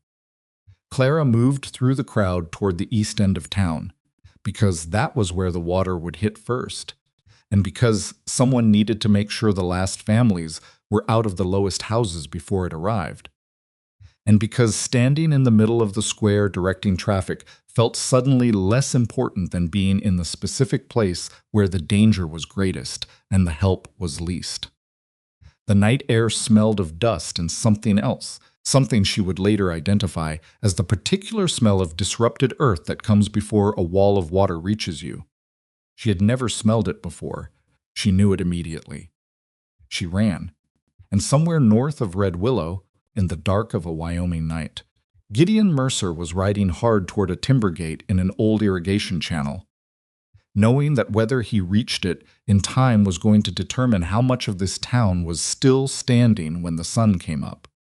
The water was coming, and what happened next would be decided not by standing or family name or the careful geometry of who danced with whom at Founder's Night, but by who moved fast enough and knew enough and was willing, when the moment came, to be exactly where they were needed. Clara Whitlock was running through the dark toward the east houses. She realized, exactly where she was needed. She had never been that before. She ran faster. The east end of town was quieter than the square, which was the wrong kind of quiet, the quiet of people who hadn't heard yet, or who had heard and didn't believe it, or who believed it and didn't know what believing it required them to do. Clara reached the Larson house first because it was closest to the creek bed and because she had calculated, running through the dark, that the lowest ground would take the first water and the least warning. The front door was unlocked. She knocked once and pushed it open without waiting. An older man, she recognized him, Mr. Larson, carpenter, gray beard. Always polite when he came into the boarding house, for meals was standing in his front room with his boots in his hand, clearly in the process of getting dressed after coming home from the square. Mr. Larson, Clara said, "You need to leave right now. Take nothing. Go up to the mill." He stared at her. Well, the upstream structure failed. Water is coming down the creek. This house is in the lowest ground on the east side. She held his look. "You have maybe 40 minutes, please." Something in her voice or her face, or the specific absence of hedging in how she said it, reached him faster than argument would have. He put his boots on. She waited. 3 seconds. It was 3 seconds she could afford, and he went out the back door toward the hill without another word. She went to the next house. The Duncans were already partly aware, Mrs. Duncan had been at the square and had left when the riders came in, and she was in the kitchen throwing things into a flour sack with the frantic energy of someone packing for a fire. Clara came through the back door and took the flour sack out of Mrs. Duncan's hands. "Leave it," Clara said. The silver. "Leave it. It'll be here when the water's gone. You might not be." She looked at the woman's face, which was a face trying to be practical and failing because she was scared, and scared people reached for objects. Clara had seen it before in different contexts. The servant who grabs the wrong thing in a crisis, the person who sorts possessions when they should be moving. "Mrs. Duncan, your children are up the hill already." "Go to them," Mrs. Duncan went. Clara moved on. She went through 4 more houses in the next 20 minutes. Some were empty families had already gone. One had an elderly woman who had heard the commotion but couldn't move quickly and needed an arm, and Clara gave her one, walking her up the slope toward the mill at a pace that felt agonizingly slow while the smell of disrupted earth in the night air got steadily stronger. The elderly woman's name was Ruth Hebb, and she weighed perhaps 90 pounds and had the grip of someone who understood that what she was holding on to mattered. "You're the English girl," Ruth said while they walked. Not accusing, just placing her. "Yes," Clara said. "From the boarding house." "Yes, my grandson says you make the best bread in the territory." "Your grandson is very kind," Clara said, watching the ground, watching the slope, calculating. "He's not usually kind," Ruth said. "He's accurate." Clara got her to the mill. 3 other women from the east side were there, and 2 of the Mercer Ranch hands who had been directing people up from the square, and a cluster of children who ranged from very calm to quietly terrified based on how much their parents' faces had communicated to them in the last half hour. She handed Ruth Hebb to someone who could stay with her and turned back toward town. One of the ranch hands, the one she'd directed in the square, a tall man named Webb she'd seen around the boarding house, put a hand out. Not stopping her. "Just present, Miss Whitlock. The station's next?" "The station's next," she confirmed. "Do you know who's in it?" "Night clerk. Maybe 2 guests. Come with me." They went back down the slope together. Gideon reached the irrigation gate with 12 minutes to spare, by his estimate, and it was not enough time, and it was exactly enough time, and the difference between those 2 things was about 60 pounds of seized timber and iron hardware that had not been moved in 15 years. The gate was a timber frame set across the mouth of the old irrigation cut, designed to be raised to allow water through and lowered to close it. His grandfather had built it with the engineering philosophy of a man who expected things to last longer than was reasonable, heavy, redundant, overbuilt. In its working years it had been excellent. In its 15 years of disuse, the wood had swelled, and the iron hardware had rusted in the combined embrace of Wyoming winters and dry summers. And what should have been a straightforward raisin prop operation had become something that required a horse, a rope, a pry bar, and language Gideon did not generally use. He had the horse. He had tied a rope to the gate's upper crossbar and run it back to his saddle. He did not have a pry bar, which was a significant problem that he solved by finding, in the dark, a piece of timber from the old fence line that ran along the cut, which was not a pry bar, but was approximately the right shape and would have to do. His horse was not happy about any of this. "I know," Gideon told her, which did not help, but he said it anyway, because there was no one else to talk to, and talking helped him think.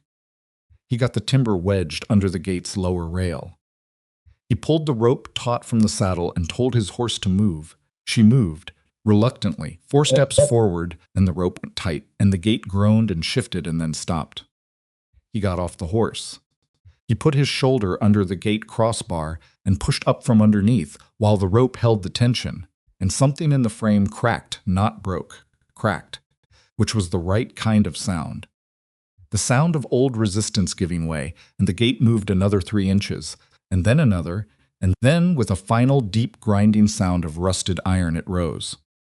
Water came through immediately. Not a lot. The irrigation cut was dry, had been dry for years, and the ground absorbed the first rush before it could move, but it came through, and the channel was open. And the path existed now between the main creek flow and the lower Mercer pasture, and whether it would do what Clara's arithmetic said it would do was something Gideon was going to find out in the next 40 minutes, whether he was ready or not. He remounted and rode back toward town fast. The station had 2 guests, as Webb had said, and the night clerk was a young man of about 19 named Thomas, who had been hired 3 months ago and was currently doing the mental arithmetic of how bad this was likely to be with the visible concentration of someone who had never faced anything like it. "Thomas," Clara said when she came through the station door. "2 guests, upper floor or ground?" "Ground, both of them." "Room 2 and room 4, wake them. Tell them to take nothing and go up the hill." "You go with them. The register—" "Leave it. The cash box." "Thomas," she held his eyes. "Leave it," he went. Webb was pulling shutters on the station's ground floor windows, which was not going to stop the water, but would slow the debris. And Clara helped him with the last 2 before the guests came through the lobby, a traveling merchant type. Heavy-coated, confused, a younger man who had clearly dressed fast and seemed more alert, which was good, and Thomas ushered them out the back toward the slope. "You too," Clara told Webb. "What about you?" "I'm going to check the low houses on the far end," she said. "Go." He went, though he looked back twice, which she noted and did not have time to address. She went to the far end of the east side. The houses there were 3. The Holloway place, a small structure used by a family of 4 that she had confirmed was empty when she saw the Holloways at the mill a few minutes ago. A rental house currently occupied by a single man named Garrett who worked at the livery, and a 3rd structure that was technically a storage shed, but that she knew, because Edna had mentioned it, was occasionally slept in by a young man who did seasonal work and had no other lodging. The Holloway place was dark. She checked it anyway, going through fast, calling out. Empty, Garrett's house, lit from inside. She knocked once and pushed the door. Garrett was there, boots on, hat in hand, looking at her with the expression of a man who had been about to leave and was startled by someone arriving. He started good, Clara said. Go. He went. The storage shed was dark and quiet, and she almost didn't check it. She checked it. She found the seasonal worker a boy, really. 17 at most, asleep on a pile of canvas sheeting in the back corner with the profound unconsciousness of someone who had worked hard that day and had not been anywhere near the square that evening. She shook him by the shoulder, and he came awake slowly, and she had to say his name twice. She didn't know his name. She said, "Young man, hey, look at me," before his eyes focused. "Water's coming," she said. "This shed is in the lowest ground on this side of town. You need to leave now." He stared at her. Now, she said. He got up. He was wearing his work clothes, which meant he had fallen asleep in them, which meant he was out the door in 30 seconds, which was the best possible outcome. Clara followed him out, and standing in the dark at the far east end of Red Willow, she became aware of a sound. It was not loud yet. It was the kind of sound that you hear first as a change in the air, a vibration below the threshold of what you can name, before it becomes something identifiable. She had never heard it before in her life. She knew immediately what it was. She ran, not back the way she'd come that route, crossed the low ground between the shed and the station, and the low ground was where the water was going to arrive first. She went north, along the fence line that ran parallel to the creek bed, higher ground, up toward the mill road. Behind her the sound grew. It was not a roar, exactly. Or it was. But it wasn't the cinematic roar of something dramatic, it was rougher than that. More textured, the sound of a great volume of water and debris moving together, the timber and rock and accumulated wreckage of 4 months of backed-up watershed coming down in one sustained wave.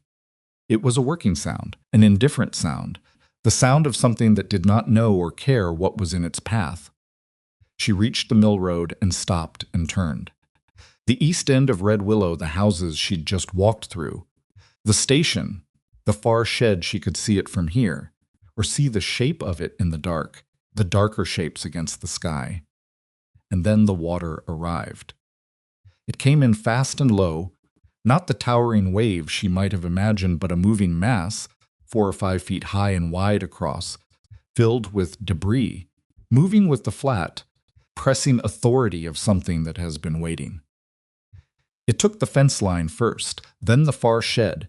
She watched the shed, the one she had been standing in 3 minutes ago, absorb the impact and lean and break apart with a sound that was lost in the larger sound of the water. She pressed her hand over her mouth. The station took water to the ground floor windows. The shutters held part of it. The structure held. The Holloway house took water to the first floor sills, and she watched it from the high ground and watched it resist, and thought about the family at the mill, the children, and felt something cold and specific move through her that was not quite relief because it was too early for relief. Then she heard faintly from the direction of the Mercer land. To the north she heard the change. She had been listening for it. She had told herself that she would hear it if it worked, that the redirect of even a partial volume would change the character of the sound, the depth of it, the way it moved.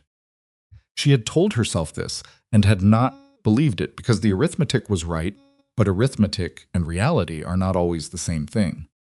The sound changed, not completely, not dramatically, but the leading edge of the surge, the widest, highest part of it pulled fractionally north, drawn by the open channel, following the grade that her calculations had predicted, and the main flow that struck the east houses was reduced.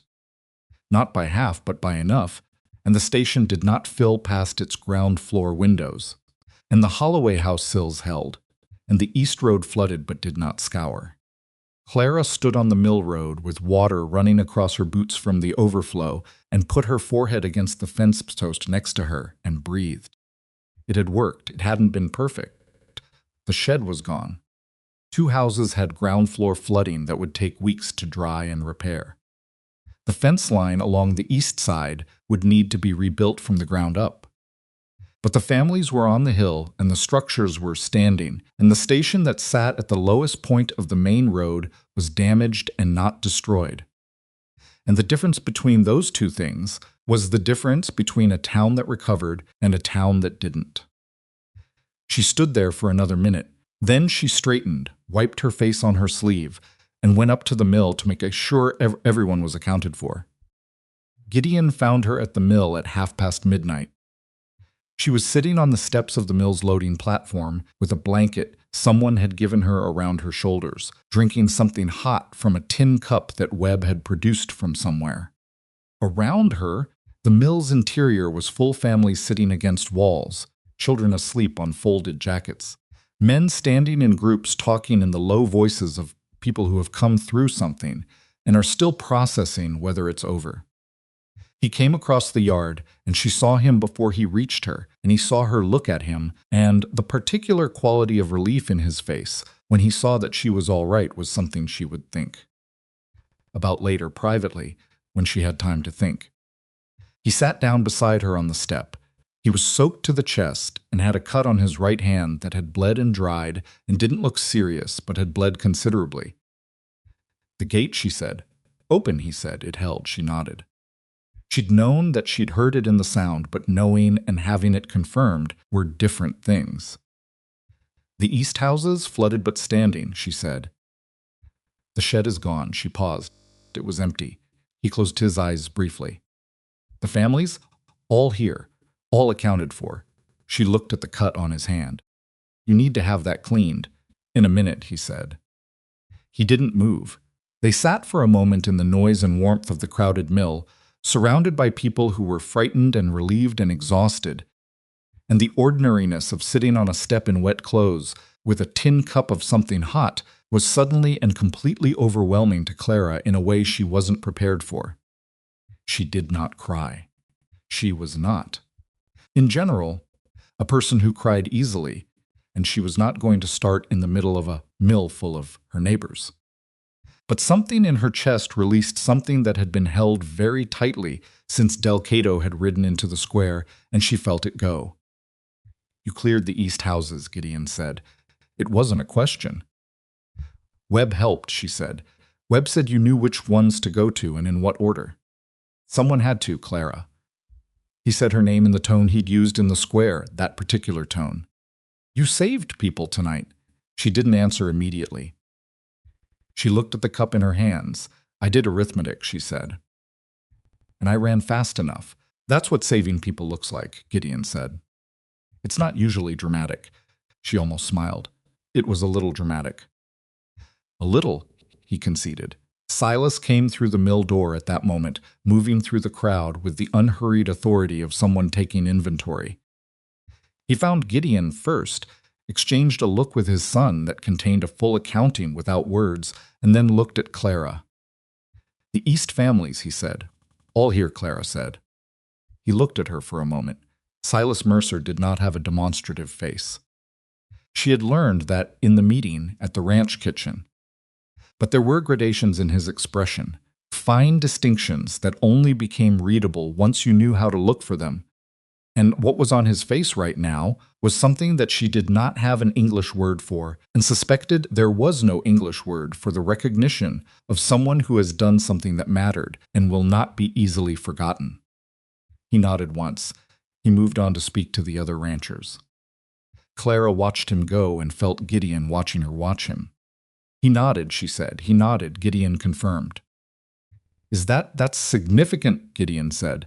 He didn't nod at me until I was 22 and fixed the south pasture drainage without being asked. That seems like a high bar, Clara said. He's a high bar man, Gideon said. You cleared it on your first attempt. She was quiet for a moment.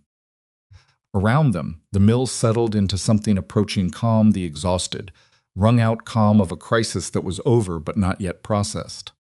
Child Somewhere was being sung to sleep by a woman with a low, steady voice. Two men near the far wall were already arguing about something, which was, Clara thought, probably a good sign. People argued when they felt safe enough to be irritated. Your pasture, she said. What about it? You sacrificed it. All the lower section. It's grass, Gideon said. It'll grow back, Gideon. She looked at him. That's hundreds of acres. I know what it is, he said, not with irritation but with the simplicity of someone who had made a decision and filed it under done. The town is standing. The lower pasture is fixable. I know what the math is. She looked at him for a long moment. He was tired and wet and had a dried cut on his hand and was sitting on a mill step at midnight, surrounded by frightened families, and he was the same person who had crossed a dance floor to offer her his hand, and the same person who had sat in her kitchen 9 mornings in a row and listened to her with his whole attention. And she thought, I did not expect this. I did not expect any of this. Thank you, she said. He looked at her. For what specifically? For the gate, she said. For riding out there in the dark. You told me the arithmetic, he said. I just went and did the mechanical part. The mechanical part involved a seized gate and 15 years of rust. It did, he agreed. It was terrible. This time she did smile, brief and real, and he saw it, and something in him settled that had not been settled since Delcato's horse came into the square. They sat on the step until almost 2 in the morning, when the mill began to empty, as people determined it was safe to return to their houses, the ones on the high ground, the ones that had been spared, and the families who couldn't return were settled on the mill floor with what blankets and provisions the town had managed to produce. Clara helped with that, moving through the crowd, organizing sleeping spaces with the methodical efficiency that had been her profession for most of her adult life, and was tonight something different, not service. Exactly, but care which was related but not the same. Webb found her at one point and said simply, "You did good tonight, Miss Whitlock," and then went back to helping a family arrange a sleeping space. And Clara stood for a moment with that sentence in her chest and then went back to what she was doing. The investigation into Bram Coulter's water diversion did not take long, which was unusual for legal proceedings in Wyoming Territory, where the law moved with the deliberateness of a geological process.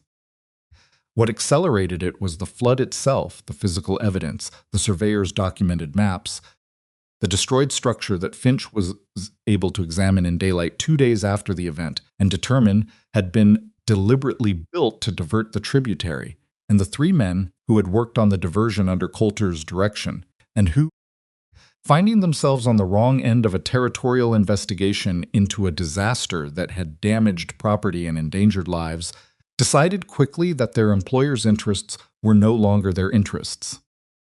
Coulter's lawyer arrived from Cheyenne and was visibly unhappy about what he found. What he found was Finch's survey and testimony, corroborated by measurements that existed before the flood and documentation that showed the creek's natural course, the testimony of 3 former employees who described the construction of the diversion channel in considerable detail, physical evidence of the structure's remains showing deliberate engineering rather than natural obstruction, and a territorial judge who was not sympathetic to the argument that an illegal water diversion that caused a downstream flood was a civil matter rather than a criminal one. Coulter himself was not an unintelligent man, which made the decision to do what he'd done harder to understand. Clara thought about this when the outcome became clear. Coulter's claim forfeited to territorial authority, his operation facing damages assessment.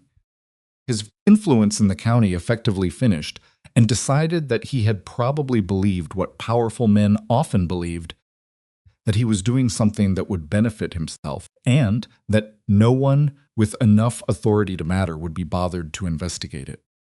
That the valley below him was just the valley below him. That his thirst was larger than other people's rights.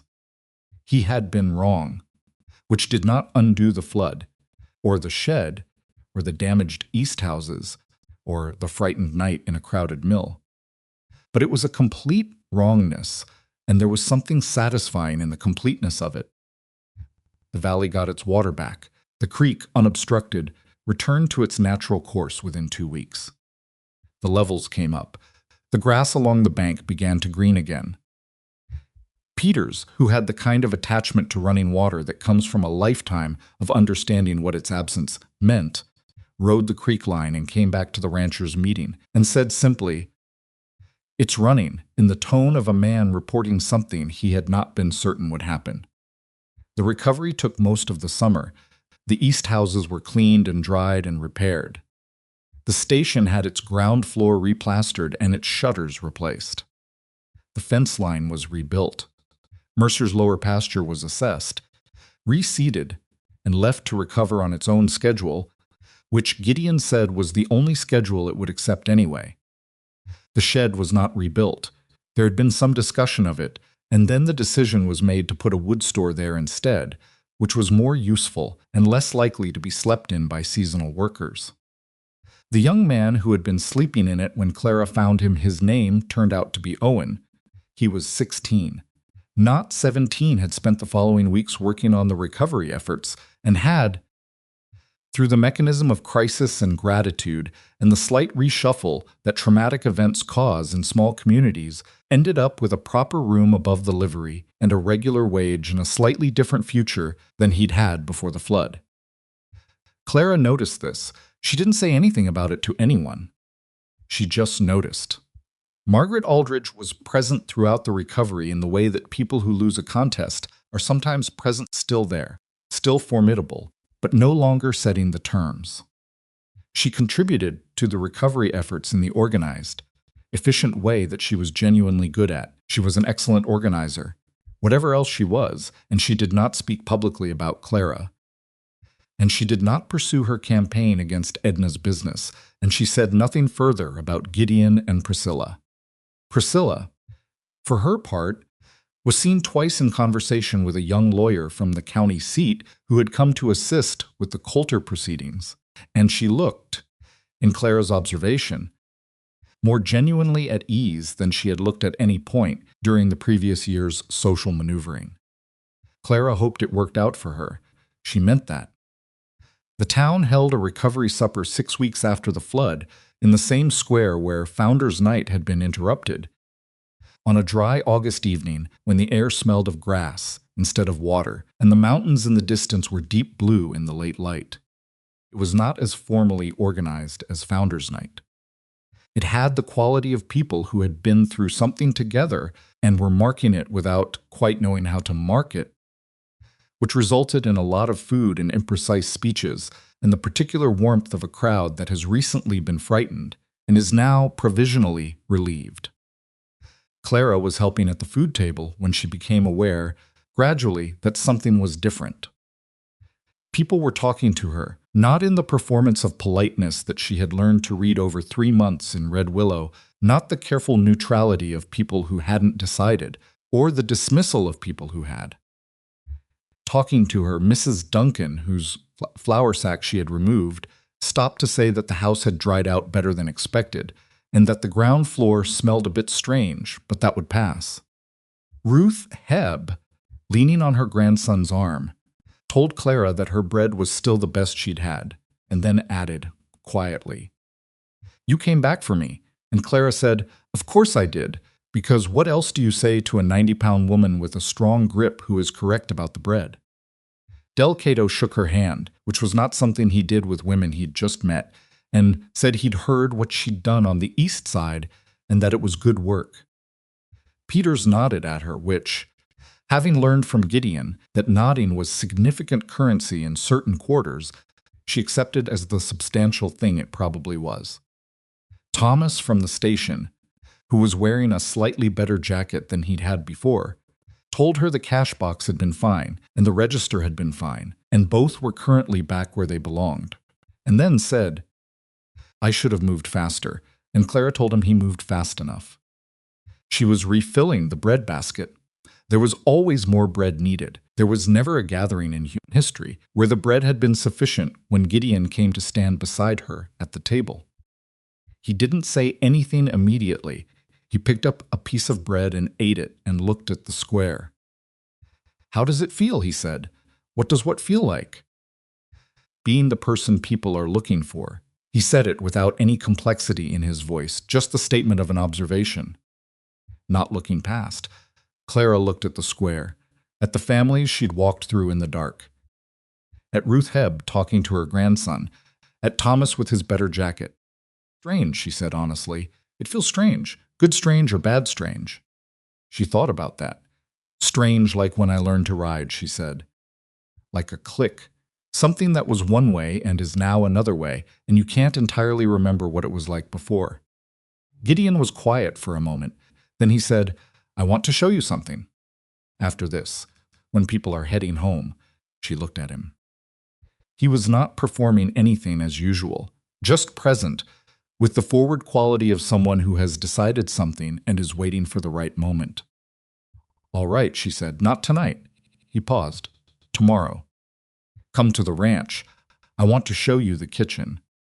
She looked at him carefully. "You want to show me your kitchen?" "The table, specifically." "Gideon, I know what I'm saying," he said quietly. "I've thought about it for a long time, and I know what I'm saying." Clara looked at the square again, at the town she had run through in the dark 3 months ago, not knowing if the water would spare it. At the people who were feeding each other and arguing about the proper way to stack chairs and laughing at something she couldn't hear from here. She thought about Bristol. She thought about $32. She thought about the specific quality of freedom she had felt on the Mercer horse, with the Wyoming sky overhead and her hands finally soft on the reins. "Tomorrow," she said. He nodded once. The supper continued around them, and the evening went gold and then dark, and the lanterns came on one by one across the square, and nobody in Red Willow that night was looking through Clara Whitlock or past her or deciding she didn't belong. They were looking at her the way you look at someone who was there when it mattered. She was still learning how to receive that. It didn't come naturally, not after 27 years of practice in the opposite direction. But she was learning, and tomorrow she was going to see a kitchen table. She rode out to the Mercer Ranch the following morning on the same brown mare with the white patch on her face, the patient one, the one that had waited out her nervous grip on that first Sunday ride and taught her, without drama, that letting go was not the same as losing control. She knew the way now. 3 months of learning Red Willow had included learning its geography, the roads that went where, the ranches that sat at what distance from town and in which direction. The Mercer land began about 2 miles out, marked by a fence line that ran clean and straight in a way that communicated decades of maintenance rather than recent effort. She had ridden past it before, but never through the gate, never up the long approach to the house itself. The house was not what she'd imagined, which was something grander, something that announced itself. It was large but not ostentatious 2 stories, wide porch running the length of the front, built from timber that had weathered to a particular gray-brown that made it look like it had always been there, like the land had grown it rather than men having constructed it. Functional, permanent, the kind of house that said, "We intend to stay." Gideon was at the fence near the barn when she rode in, doing something with a post that had worked itself loose, which was exactly the kind of thing she had come to understand he did when he was waiting for something and didn't want to stand and wait for it. He looked up when he heard the horse and set down the fencing tool and came across the yard. "You found it," he said. "I've lived here 3 months," she said. "I know where the Mercer Ranch is." "Fair enough." He took the mare's bridle while she dismounted. "My father's in town. He'll be back by noon." She was aware that he had told her this specifically, which meant he had thought about whether she should meet Silas again alone or with Gideon present, and had made a decision. She didn't ask about the decision. She followed him to the house. The front door opened into a hallway that led past a formal parlor on the left. She glanced in, saw furniture that looked rarely used. The particular stillness of a room maintained out of obligation, and through to the back of the house where the kitchen sat facing east, taking the morning light through 2 wide windows. She understood immediately why he had said the kitchen. It was the most lived-in room in the house. That was clear in 30 seconds. The work table along the wall had the grain-deep staining of years of use. The iron stove was large and well-tended and had the specific blackened quality of something that had been in daily operation for decades. There were hooks on the wall with working coats hung on them. A shelf of mismatched cups. A window ledge with 3 river stones on it that had no decorative purpose, and were simply there because someone had put them there and nobody had moved them. And at the center of the room, the table, it was pine. Old pine, the kind that had gone almost amber with age and use, scarred across the surface with knife marks and heat rings in the accumulated record of 30 years of meals and arguments and decisions made by people who sat around it and treated it as the actual center of the house rather than a surface for eating. It was not a beautiful table in any formal sense. It was a table that had been used until it told the truth about the people using it. Clara stood in the doorway and looked at it. "My father bought it the first winter they were here," Gideon said from behind her. The formal dining room was his wife's idea. He never used it if he could avoid it. Every decision we've ever made about this ranch was made at that table. She stepped into the kitchen. She ran one hand along the edge of the table, not the smooth edge, but the scarred one, the one that had taken 40 years of elbows and cups, and the occasional impact of a fist when someone was making a point. "You said you wanted to show me this," she said. "Yes." Not the ranch, not the formal parlor. The table. The table, he confirmed. She looked at him. He was standing in the kitchen doorway with the particular quality of stillness that she had identified early on as his version of nervousness, not fidgeting, not performing ease, but simply very still. A man making sure he didn't move until he meant to. "Tell me what you mean by it," she said, plainly. He came into the kitchen.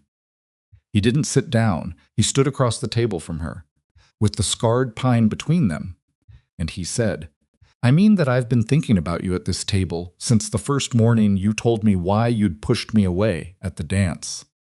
I mean that every time I've sat here and made a decision about this ranch, I've thought about what it would be like if you were sitting across from it.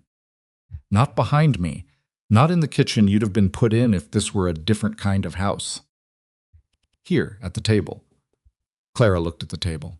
"I'm not asking you to marry the ranch," he said, "or the name, or whatever Red Willow thinks about either of us. I'm asking you to sit down here and tell me if this is something you want. Not something you're settling for because you crossed an ocean and need a reason to stay, but something you actually want." The room was quiet except for the sound of the morning, a bird outside the east window, a horse somewhere in the yard shifting its weight, the ordinary sounds of a working place in early morning. Clara thought about what she wanted. She thought about it with the same specific attention she brought to arithmetic and water channels, and the order in which east houses needed to be emptied in the dark. She had decided long ago, going to make large decisions with the romantic part of herself that was susceptible to mornings like this and tables like this, and men who looked at her the way Gideon was looking at her. She was going to make them with the part of herself that had gotten her across an ocean on $32 and that had run through the dark toward the lowest ground instead of up the hill with the rest of the crowd. What did that part of herself want? It wanted the table. Not as a symbol, as an actual thing, an actual place in an actual life where she was a participant rather than staff, where her opinions carried weight because of what they were rather than who she was allowed to be, where the decisions made around the scarred pine surface were decisions she was part of making. It wanted to stop being afraid of wanting things. "Yes," she said. Gideon looked at her. "Yes," she said again more clearly. "That's something I want." He reached into his jacket pocket and set something on the table between them. It was a ring, simple, gold, not elaborate, the kind of thing chosen by someone who understood that she would not want elaborate. She looked at it on the table. "I wasn't going to do it that way," he said. "I was going to find the right moment and make it a thing. But I can't figure out the right way to do any of this, and I decided that was probably fine because I don't think you want it done right." "I think you want it done true." She picked up the ring, turned it in her fingers. "Your father," she said. "Knows, and," he said. "Gideon said that you were practical, and that the Mercer women, historically, needed to be." Clara looked at him over the ring. "That's his blessing?" "That's his highest compliment," Gideon said. "I promise you." She set the ring on her finger. It fit well enough, not perfectly. It would need slight adjusting. And that felt right. That felt like the honest version of this rather than the storybook one. "I'm going to argue with you," she said, "about ranch decisions. Regularly." "I know," he said. "I'm counting on it. And I'm not going to stop working. I'll help Edna until she doesn't need it, and after that I'll find something useful to do." "I know that too," he said. "And I need you to understand that I'm not." She stopped. Started again. "I'm not easy. I know how to take care of things, but I don't know how to be taken care of." "I'll be bad at it. I'm aware," he said. "I've watched you refuse help for 4 months." "I didn't refuse. You told Webb you were fine when you were standing in water up to your ankles." That was a particular circumstance. Clara. He said her name the way he'd been saying it since the square, with the weight of someone who had decided it was important. "I'm not asking for easy. I've been around easy my whole life. Easy is boring, and it breaks under pressure. I've watched you not break under pressure." She looked at the ring on her finger. Something in her chest had been tight since she'd ridden in this morning and was not tight anymore. and the absence of the tightness felt strange in the way that the absence of a thing you've carried a long time always feels strange lighter than you expected, and slightly disorienting, and good. "Ask me," she said. "Clara Whitlock," he said, across the scarred pine table in the kitchen that was the real center of the Mercer house. "Will you marry me?" "Yes," she said, and that was that, unremarkable in its telling and enormous in its weight, and neither of them made it into more than it was because it was already enough. Silas Mercer came back from town at noon and found them at the table with the coffee Clara had made. She had found the coffee in the pot without being shown where they were, because she understood kitchens, and he sat down at the table and accepted a cup and looked at the ring on Clara's hand and said nothing for a moment. Then he said, "The south fence line needs 2 days of work. I was going to send Dell, but if you two are going to ride out there anyway, you could assess it." Gideon looked at his father. "We're going to assess the south fence line," he said to Clara. "Apparently," Clara said. Silas drank his coffee. "Dell's been doing shoddy work on the post holes." "It'll need to be done right. I'll tell Dell," Gideon said. "Tell him firmly," Silas said. He set down his cup and looked at Clara directly. "The lower pasture is recovering, faster than I expected. The grass is coming back in the sections that had the best base."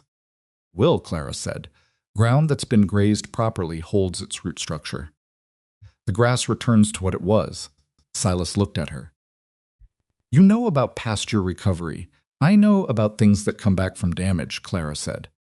"It's not always different from one context to the next." He was quiet for a moment. Then he did something she hadn't seen him do. He smiled, brief and genuine, the smile of a man who didn't deploy it often, and therefore meant it completely. "Welcome to the table," he said. Clara felt something she had no reliable name for move through her, warm and complicated, and nothing like anything she'd felt in a Bristol cottage or a Chicago kitchen or the edge of a dance floor in Wyoming territory. She filed it under real. That seemed sufficient. The wedding was in October, when the worst of the summer heat had broken, and the mountains had their first snow on the upper elevations, and the light in the valley had gone to the particular gold of Wyoming autumn that Clara had not experienced before, and immediately. Understood was one of the reasons people came west and stayed.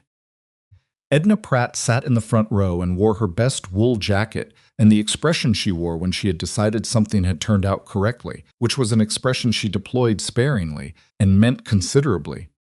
Del Cato and Webb and 3 other Mercer Ranch hands stood along the side wall in various states of formal discomfort with their good clothes. Peters was there with his wife, who cried at the relevant moment, which Peters pretended not to notice. Ruth Hebb was present in a chair that had been placed specifically for her comfort, and she had brought her grandson, and the grandson had brought a girl whom nobody had met before, which gave the older women in the hall something to discuss quietly in the pauses. Thomas from the station came. Owen from the livery the boy Clara had shaken awake in the shed came, and wore a clean shirt that was too big in the shoulders, and stood straight in it. Margaret Aldridge did not come, which was noted, and then largely not discussed, because the hall was full, and the people in it were the ones who mattered. Priscilla Aldridge came. She sat near the back and was accompanied by the young lawyer from the county seat, whose name was Harper, and who had taken to spending weekends in Red Willow for reasons that were nominally professional and actually obvious. When Clara caught Priscilla's eye across the hall, Priscilla gave her a small, genuine smile, the smile of a woman who had been let out of a particular story and was relieved to be free of it. Clara received it as the thing it was. The ceremony was simple. They had asked for simple and received it. There was no excess and no performance, just the quiet exchange of words that meant what they said, in front of people who had watched the summer and knew what they were witnessing. When it was done, Gideon held her hand, not the careful, public hold of a man being observed, but the way you hold someone's hand when you're not thinking about it, and Silas stood with them both while people came forward. And the hall did what halls do at weddings. In small towns, it filled with noise and food and the overlapping conversations of people who don't have an occasion to be in the same room very often and are making the most of it. Clara stood in the center of it. She had spent a significant portion of her life managing the edges of rooms. The perimeter, the professional distance from the center where things happened and people gathered and decisions were made. She had been good at the edges. She had learned to make them hers. Standing at the center of the room was different. Not more comfortable, not initially. It was louder and more exposed, and there was nowhere to put your back against a wall. But it was real in a way that the edges weren't. And real. She had decided somewhere between Bristol and Red Willow and the east houses in the dark was what she was after. She was after real. The cooperative boarding house was Clara's idea, and it took 3 months after the wedding to make it concrete. And it was not, in those 3 months, a smooth or simple process. The idea came from a conversation with Edna in November when 2 new women had arrived in Red Willow on the same week, one from Ohio, one from Missouri, both alone, both looking for work, both with the specific combination of capability and vulnerability that Clara recognized because she had been it. She had helped them find rooms and work, and had watched them navigate the first weeks and had thought, there is no system for this. There is goodwill occasionally from people like Edna. But goodwill is not a system. Goodwill depends on who happens to be nearby and who happens to be generous, and those things vary. She talked to Gideon about it at the kitchen table on a December evening when the wind was doing what Wyoming wind did in December, which was everything. A fund, she said, and a proper room arrangement. Not charity wages, work placements that are negotiated so that women arriving without connections have a fair wage guaranteed, not whatever someone decides to pay because they can get away with paying less. Gideon was looking at the table while she talked, which was his thinking posture. Coulter compensation, he said. The territorial court awarded damages to the Valley ranchers. We haven't decided what to do with the Mercer portion. Clara looked at him. It's not a small amount, he said. It came from a man who did damage here. Using it to build something that protects people who are vulnerable to damage seems, he paused. Seems like the right place for it. You'd be giving up cash recovery on a flood that destroyed your lower pasture, Clara said. The lower pasture came back, he said. You told me it would. She looked at him for a moment.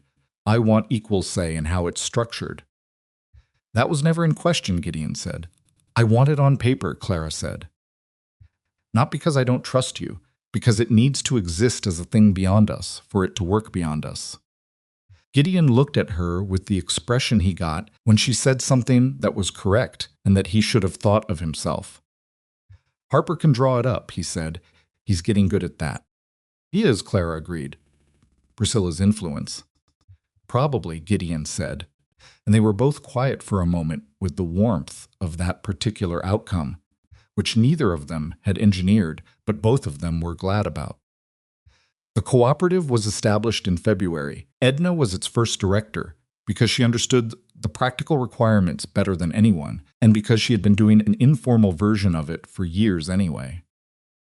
Clara sat on its board, which meant that she spent 2 afternoons a week in Edna's office going over placements and wages and the logistics of finding work for women who arrived in Red Willow with skills that were not always obvious from the outside. It was not glamorous work. Most important work isn't. It involved a great deal of paperwork and difficult conversations with employers who had grown accustomed to paying women what they could get away with rather than what the work was worth. And those conversations were not always quick and were occasionally quite unpleasant, and Clara was good at them in the way she was good at most things she found important. Without heat, without apology, with the specific patience of someone who has decided they will win eventually and is prepared to take the time required. The fund grew slowly, supplemented by donations from ranchers and merchants who had, in the aftermath of the flood, developed a more reliable awareness of what it meant to need help in a moment of crisis and not have it available. Peters contributed. Del Cato contributed, which surprised Clara slightly and then didn't, because Del was the kind of man who watched things carefully before he decided, and he had watched carefully. Even Thomas from the station put in $2 a month, which on a station clerk's salary was not nothing. The first woman who came through the cooperative formally, not the two who'd arrived in November before it existed, but the first official placement was a woman named Ida, from Kentucky, 23 years old, who could cook and sew and spoke very little about why she had left where she had left. Clara did not ask. She found Ida a placement at a ranching household on the north edge of the valley, negotiated a fair wage, and checked on her 3 weeks later and found her settled and wary but functional. Ida did not thank her effusively. She said, "The wage is what you said it would be," in the tone of someone who had been told things before and had learned to wait and see. Clara said, "It'll stay that," and meant it, and eventually Ida believed her, which was the more important thing. Years pass the way, years pass in places where the work is ongoing, and the seasons come reliably, and the large dramatic moments that defined one period give way to the smaller, accumulated texture of a life being actually lived. Gideon rebuilt the south pasture fence properly, and did not again delegate it to Dell, who took the feedback with the stoicism of a man who knew he deserved it. The lower pasture came back, as Clara had said it would, and was eventually more productive than before the flood, because the flood had moved topsoil down from the higher ground and deposited it where the grass grew. This was something Clara pointed out at the table one spring evening, and Gideon acknowledged with the particular expression he used when he was impressed, and trying not to make too much of it. They argued at the table regularly, as promised, about the cattle decisions and the pasture rotations and the cooperative's expansion, and the question of whether the town needed a prop schoolhouse, which it did, and which took 2 years to get built, and which Clara had a strong opinion about the location of that turned out to be correct, and which Gideon conceded in the manner of a man who had learned that conceding was faster than resisting when she had already done the arithmetic. They did not agree on everything. There was a period of several months when they disagreed significantly about whether to expand the ranch south, toward land that Gideon thought was an opportunity and Clara thought was overreach.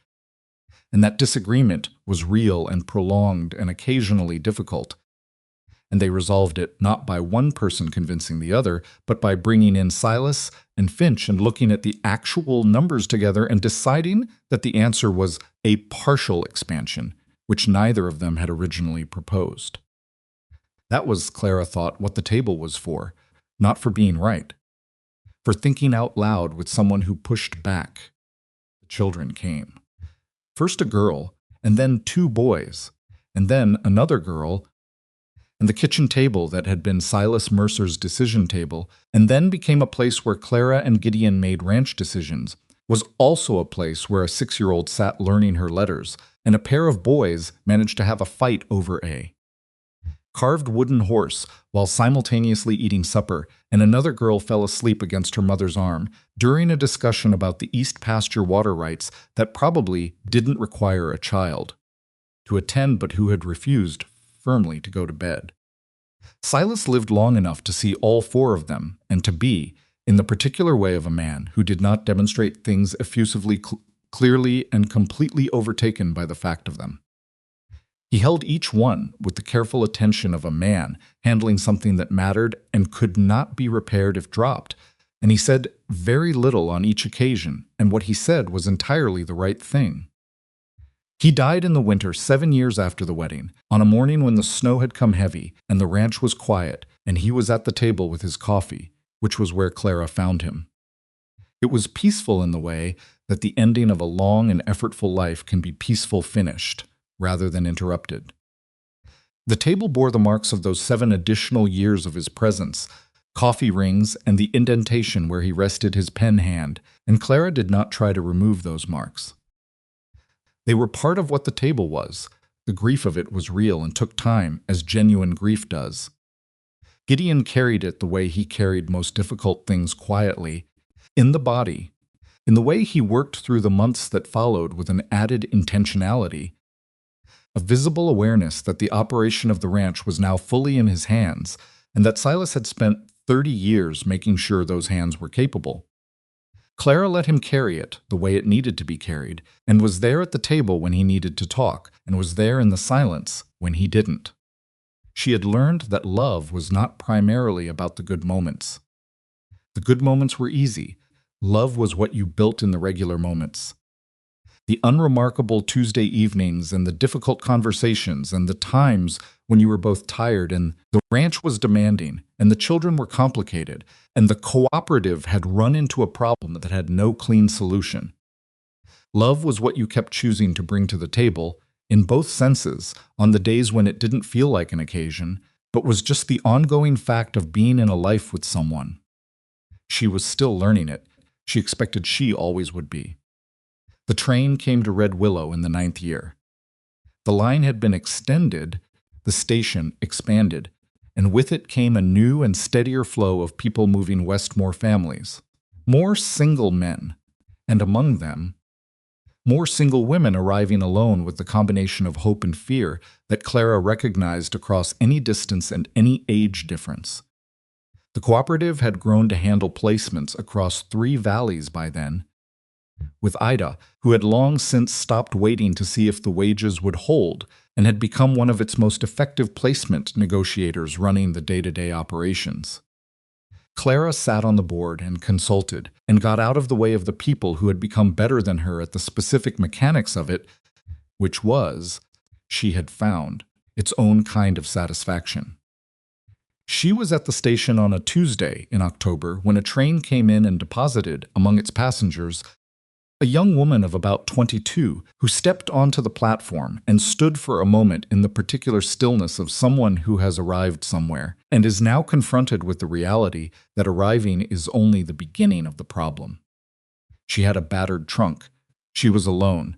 She was wearing the kind of coat that said she had packed for a different climate and had not yet adjusted her expectations to Wyoming.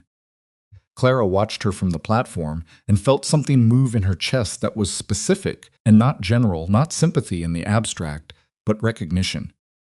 The precise recognition of a particular experience seen from the outside when you have had it from the inside.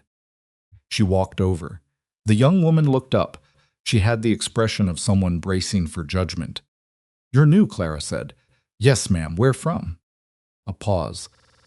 "Liverpool, England." Clara felt something shift in her face that she didn't try to control. "How long on the ship?" 3 weeks. "And the train from New York?" "Days." Clara looked at the trunk. It was a bad trunk, the kind that barely survived the journey. "Is there someone meeting you?" "No," the young woman said.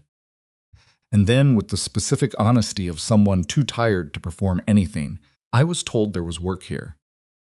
"I don't actually know if that's true." "It's true," Clara said. "My name is Clara Mercer. I run an employment cooperative in this town. We find fair placements for women arriving without connections." She looked at the trunk. "Can I help you with that?" The young woman stared at her. The way people stare at something they hadn't expected and don't know how to receive. "Why?" she said. Clara picked up one end of the trunk.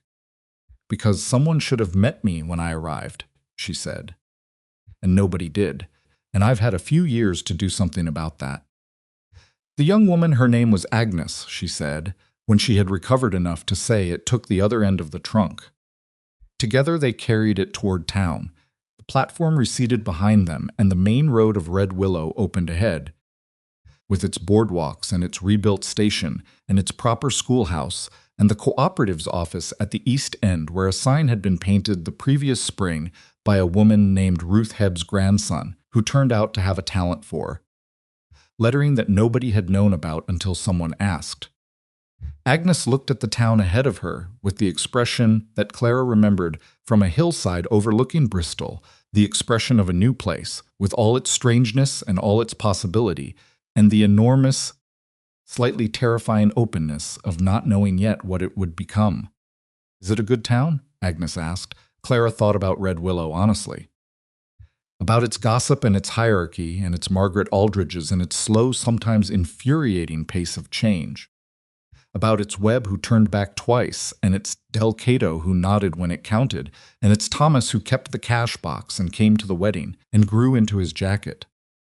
About its scarred pine table and its creek that ran clean now and its lower pasture that came back from damage, as things do when they have good roots.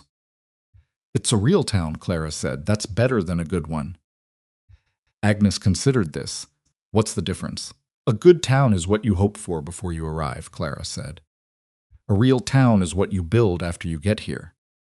They reached the end of the platform and turned onto the road. The mountains sat along the horizon the way they always sat, indifferent and permanent and entirely unimpressed by the arrangements of the people in the valley below. The sky was the specific blue that existed only at this altitude, in this light, in this season. The grass along the road had gone to its autumn gold, and the air had the cold edge of a Wyoming October that Clara had initially found harsh and had come to find honest, which was better. She had crossed an ocean believing that every person was assigned a place, that certain tables were not for certain people, that the order of things was fixed before you arrived and would be fixed long after you left, and that the best you could do was learn your position within it and be good at it and not want too much beyond it. Red Willow had not taught her that this was wrong, exactly. It had taught her that it was incomplete, that the order of things was not fixed, it was constructed, piece by piece, by the people with enough will to show up at the table and enough stubbornness to stay there. That a place at the table was not a gift that powerful people extended. It was a thing that was built from arithmetic and irrigation channels and early mornings and dark sprints across low ground toward the people who needed help most. It was built from the willingness to stop being invisible when invisibility had stopped serving you. It was built from picking up one end of someone else's trunk. She had earned her seat at that table. She had defended it. And she had spent the years since trying to build more seats, because that was what the seat was for, not to prove you had arrived, but to make arriving possible for the next person who came across an ocean with $32 and a fear she hadn't named yet. The trunk was heavy. Both her arms felt it.